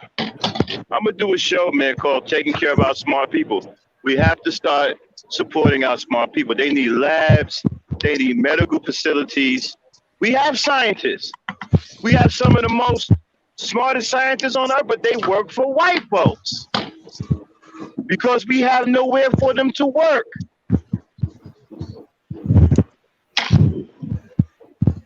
We have some of the smartest engineers, but they work for Ford and Chrysler and all of them because we don't have no facilities for them. We got to start building facilities for our smart people. We got to start supporting our smart people so we can have our own medical. We don't need no white medicine. We have smart people who know our own biology. Because like I said before, right? How much of our biology do we know? How much of black biology do you know? Most of us don't know shit about black biology. We've been taught white biology in school, right? There's some white man up there with his body split open, or some white woman. We've studied their biology. We don't know shit about our own. What Yeah, are our bodies like inside? but they don't because they don't start teaching you that until you go into Eh, the advanced degrees. And most of us right. after high school, we don't think about that shit. No. You don't start learning. The stuff that I learned in my undergrad and beyond and stuff like that. So I didn't know it was no difference either until I got out of high school and went to college. You Oh don't no, learn that type of, huh? I found that out before I went to college that there was a big difference between white biology and black biology. I went Yeah, to I a didn't know. technical college though, but you see, I found that out before I got into college because I was always around smart people, who knew a lot of shit, who were, and they would tell me, no, there's a difference between our body and their body. Our body and their body are not the same. It's not the same. Yeah. Well, I'm not trying to be funny, but a lot of my life I was the smartest person in the room. Right, So whatever I knew was probably the ceiling at that time. right. So yeah. Yeah, I was So around a I lot didn't of have smart. nobody to teach me anything different, Yeah, So yeah. I stayed around older, smarter people who have more experience than I had, so I can always learn something. That's why I know a lot of shit, right? That people don't give me credit for. Like I said, I'm not a person you want to sleep on. You know, don't be fooled by the way I sound. I know a lot of shit, but my thing is that black people, we don't have the right teachers teaching us the things that we need to know about ourselves, especially our own biology. We have doctors, okay, but they don't have any place to practice medicine. We don't have any laboratories. We don't have any medical facilities that we own that they can come to and freely practice medicine, research. We don't have it. And it's unfortunate because when you get a specialized degree like that, you have to use it. You don't get it for nothing. You have specialized education like that, you have to use it. There's a reason why oh my God, this dude drunk. Hold on, y'all. Mm. Oh, this motherfucker drunk. Uh-oh. Oh shit. They gotta try to get in front of him. uh-oh. Scared to pass him though. He all over the road.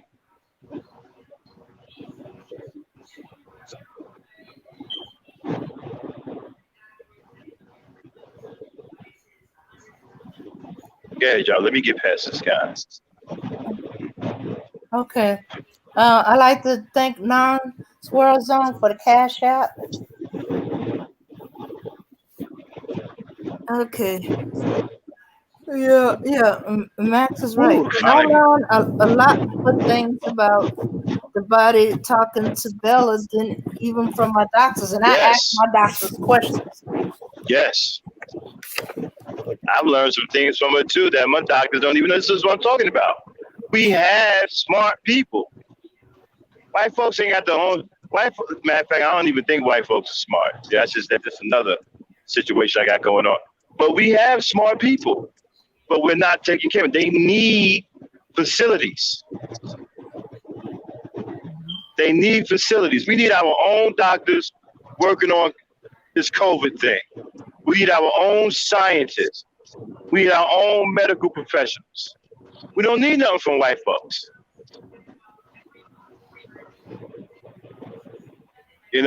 I'm still mad about Henrietta Lacks. How they experimented with that woman's cells and learned all this information. We don't even know the information that they got from those cells. Not all of it. No.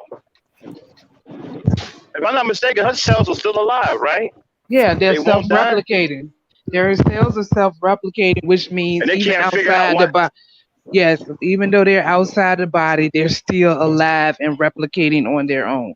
They no other, no energy source, no glucose, no ATP, no nothing. They there. We here, we in here. That's how they is. They self-replicate. Let me ask you a question. Is that something cells normally do? No, not outside of the human body. It doesn't. They need nutrients. They need like I said, glucose is our energy source. They need something to survive on. It's like these cells are alive on their own. I wonder if they think that her cells will reconstruct her. I mean, I'm pretty sure they doing some type of stem cell research with them and all of those things. I'm pretty sure of it. Um, yeah, pretty much. If her cells can self-contain themselves and replicate on them, and then that's the thing too. Being that her cells are self-replicating, they have an endless source because they will always be growing. So basically, she's the key to immortality. Basically, that's what they're trying to figure out. That's Wait, I'm but pretty. didn't she die? But that's the She case. died from cancer. Yes, she Well, died but from she, cervical cancer. yeah, that's something that they gave her though. They gave her that. She didn't get that on her own. They did the same thing to Bob Marley. They gave him cancer too. Okay, they gave him cancer too. Black folks don't. Black folks don't develop cancer. It's given to us by the outside source, whether it be loaded nicotine, um, some kind of chemical. It's actually given to us. It's not something that our body just. Black people's bodies don't. From what I've learned from Dr. Sabi, our bodies don't. Uh, oh man, I can't remember the term he used. We don't develop diseases.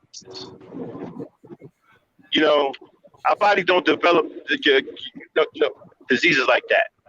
These Yeah, diseases are given to us yeah, by some and, outside source. yeah.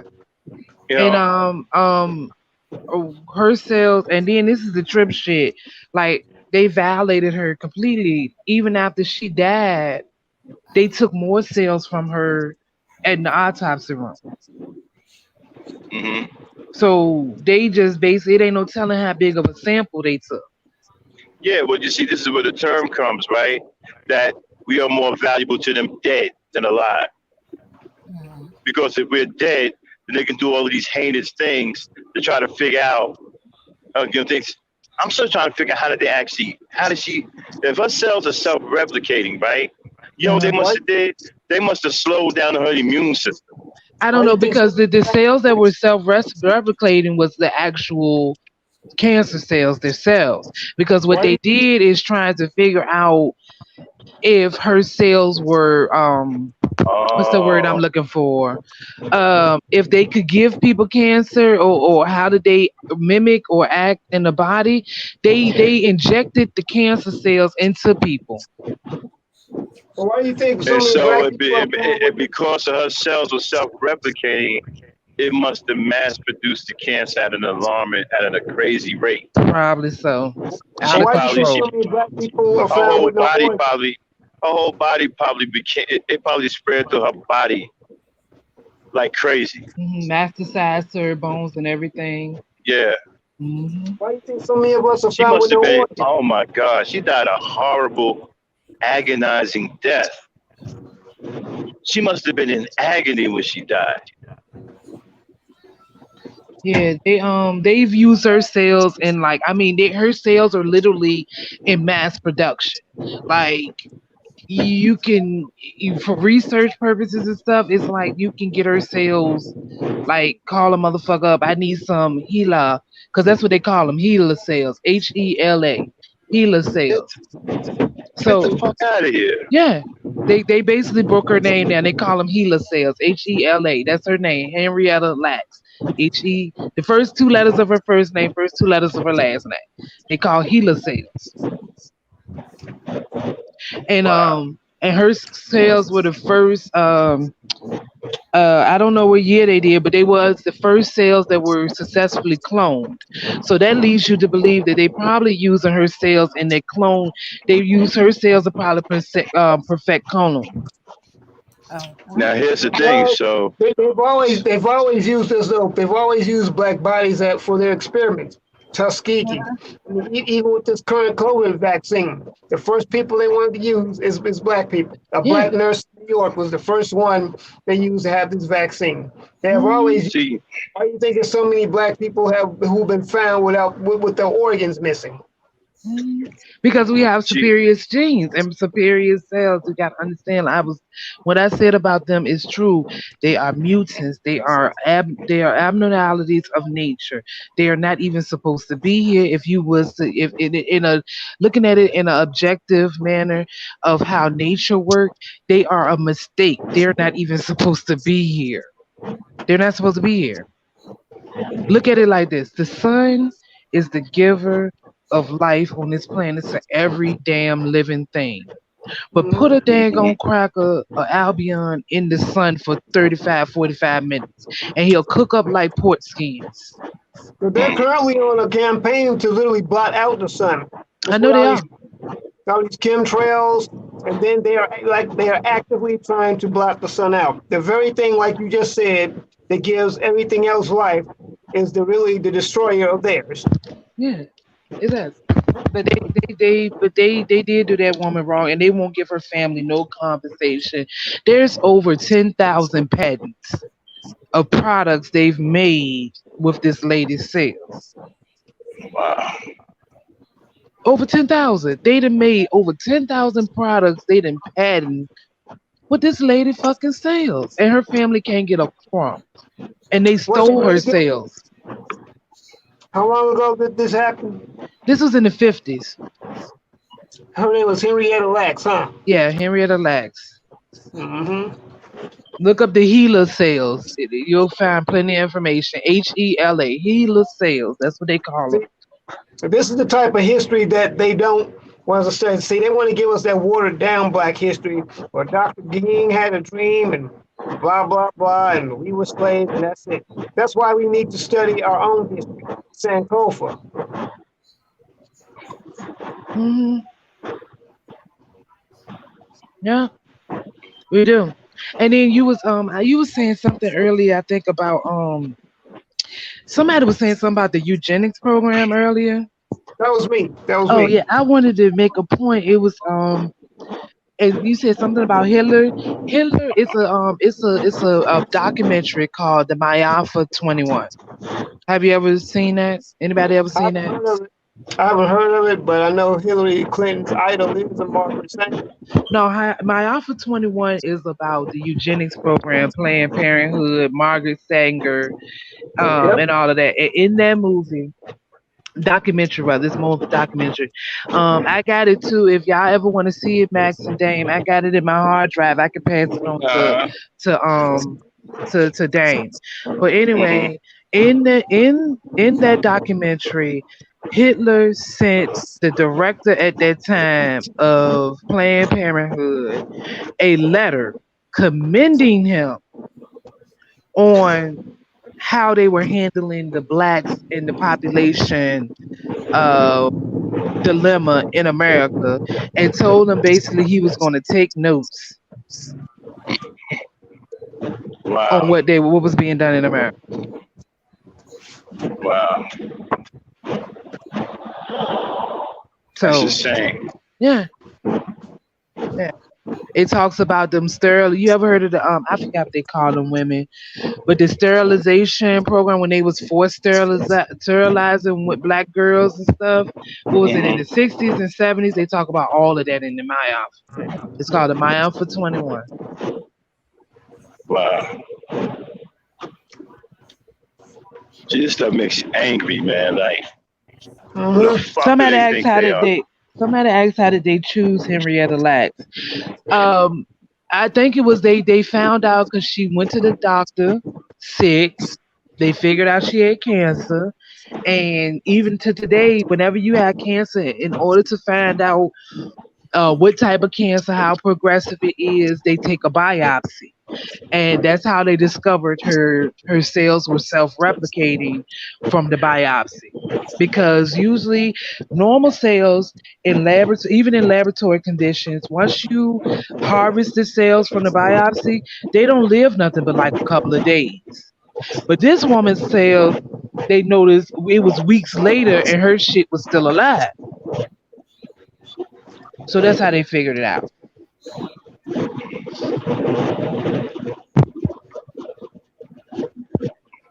Does anybody have family has the same ability? I've never read anything about that. I've never seen anything about that. So you never know. It could have been genetic, but this is the thing. It is her. Those are her cancer cells. They never say anything about her normal cells. Her like if you was to grab a sample from her arm or her leg or something. These were cells they took out of her womb because she had cervical cancer. So these are the cancer cells that they took out of her womb. I don't know. I don't know if they took any other. I'll look into that for you and get back to you. But I don't know if they actually did take any other cells other than the cervical cells that were cancerous. So they got cancer cells replicating. Those were her cancer cells. Yeah. She died at 31. That's weird. Like, why would they want replicating cancer cells? It wasn't even. It didn't matter about the cancer part. It mattered about. That's a big thing in science. These cells, they're living on their own. Hmm. It wasn't Oh, even. I okay. don't. I don't think it was really anything about their cancer cells. What do we Right, right, want? It right. The was fact more they're along the still like, alive. holy shit, these should be dead because they've been sitting in a petri dish in the corner of the lab for the last 3 days. These motherfuckers should be dead, and they wasn't. That was the aha, oh my god, holy shit moment. Wow.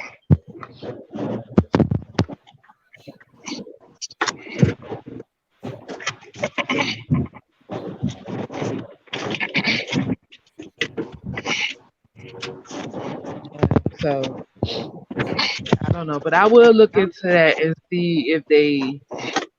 I don't know, but you know that right now I don't think they couldn't release nothing like that because the people if they're still alive, but Hmm.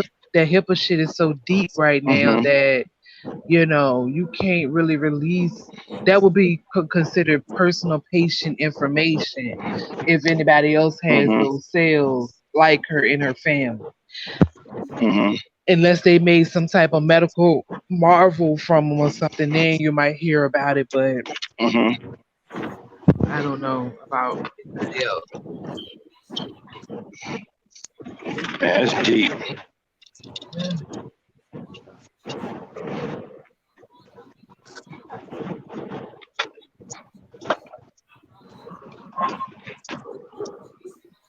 Boy, exposing this racist system is a joy to me. And they hate it when we expose them.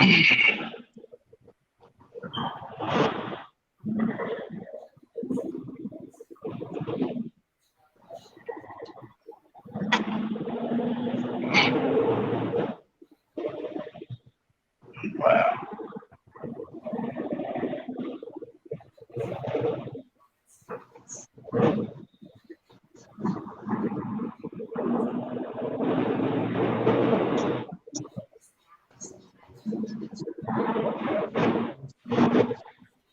Henrietta Lacks. You're right. So the big deal would be replicating. That's kind of like in technology, right? When you want something to behave a certain way, you don't care how it got that way. You just want to see it that way. Once you see it that way, you can pretty much fix how it got that way, but you need to see it working that way first. You know, like I've been working on a um, a code that can recode itself. I keep running into problems, but I think I'm about 45% of the way there. Still got a long way though. Like this code that if you wipe it out, as long as there's a trace of it somewhere, it can recode itself. It can reconstitute itself.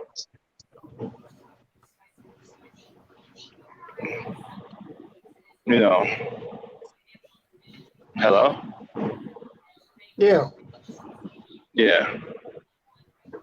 And so, you know, part of it is function. You know what I mean? You know, like memory function of the code, but you got to have an active mechanism within the code that can actually put the code back together. So what I haven't been able to figure out yet is how to put that mechanism back together once the code get wiped out. Because that mechanism is the one that reproduces the code. So I'm experimenting on different things like, once the code is embedded in computer memory, right, then the programs, the operating system itself can reproduce the code. So,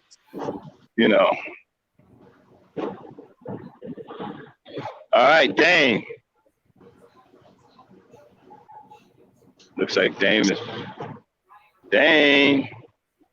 Yeah. Let's shut it down. Okay. All right, everybody. All right, everybody. Thanks for coming in. All right, tonight. Max. I always love hanging out with you and Dane. Oh, yeah, no doubt, man. Sorry it was such a late podcast, but, we had to make good on our promise. We wanted to do that, that review. Okay? And, Aaron, like I said, if you want to see the movie, just come on in Discord. You remember our Discord. Just pop up, and, Dane will throw the stream on. Oh, it's Ebony Star. Yeah, okay, yeah. All right. And so, anybody, if y'all missed it, just come on in the Discord, and we'll restream it. Okay? So, all right, everybody. Are y'all in the Discord all the time? Yeah. Yeah, we in Discord all the time. That's where we do all our planning for the shows and stuff like that. That's the way the E Nation lives, man. We live on Discord. We got our E Nation server there. Okay. And we in the E Nation server, that's us. That's the what's EN up. with the so that's where we always hanging out. Come hang out with the E Nation on Discord, y'all. All right, everybody, thanks for coming out. We really appreciate the support. Dane, take us out with that old school. Okay. All right, everybody. Peace, power, and unity. We'll see you sometime.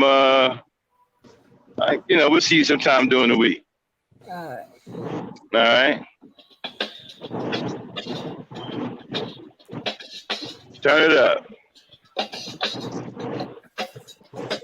From the south to the west, to the east, to the north. Come on, boom, DJ, go on and go on. Yes, y'all. Free, y'all. To the beat, y'all. So you need y'all. Well, I was speeding down the street, then I pushed my brakes because I seen a fine girl, baby, shiver in shape. Then I blew my horn and she turned her head. And to the younger lady, this is what I said. I said, baby, come on over to my car and tell me your name so I can know you all. And just give me your number, address, and phone. I might want to see you, I might want to call. Your friend's house, your house, whatever you be. Meanwhile, baby doll, just come with me. So I opened my door, she got into my car. She looked into my face, said, I open your heart. She said, I seen you once, I can't forget your face. You got style, got a class.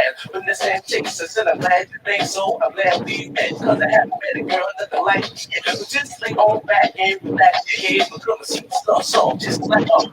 And then she looked at me and started to smile. She said, baby, let me have a little fun for a while. I know every move from A to Z, but if it's alright, it's alright with me. But if you do it in the car, that's no respect. Let's go to my house. She said, yes, man. And when I got into my house, I told me, well, wow.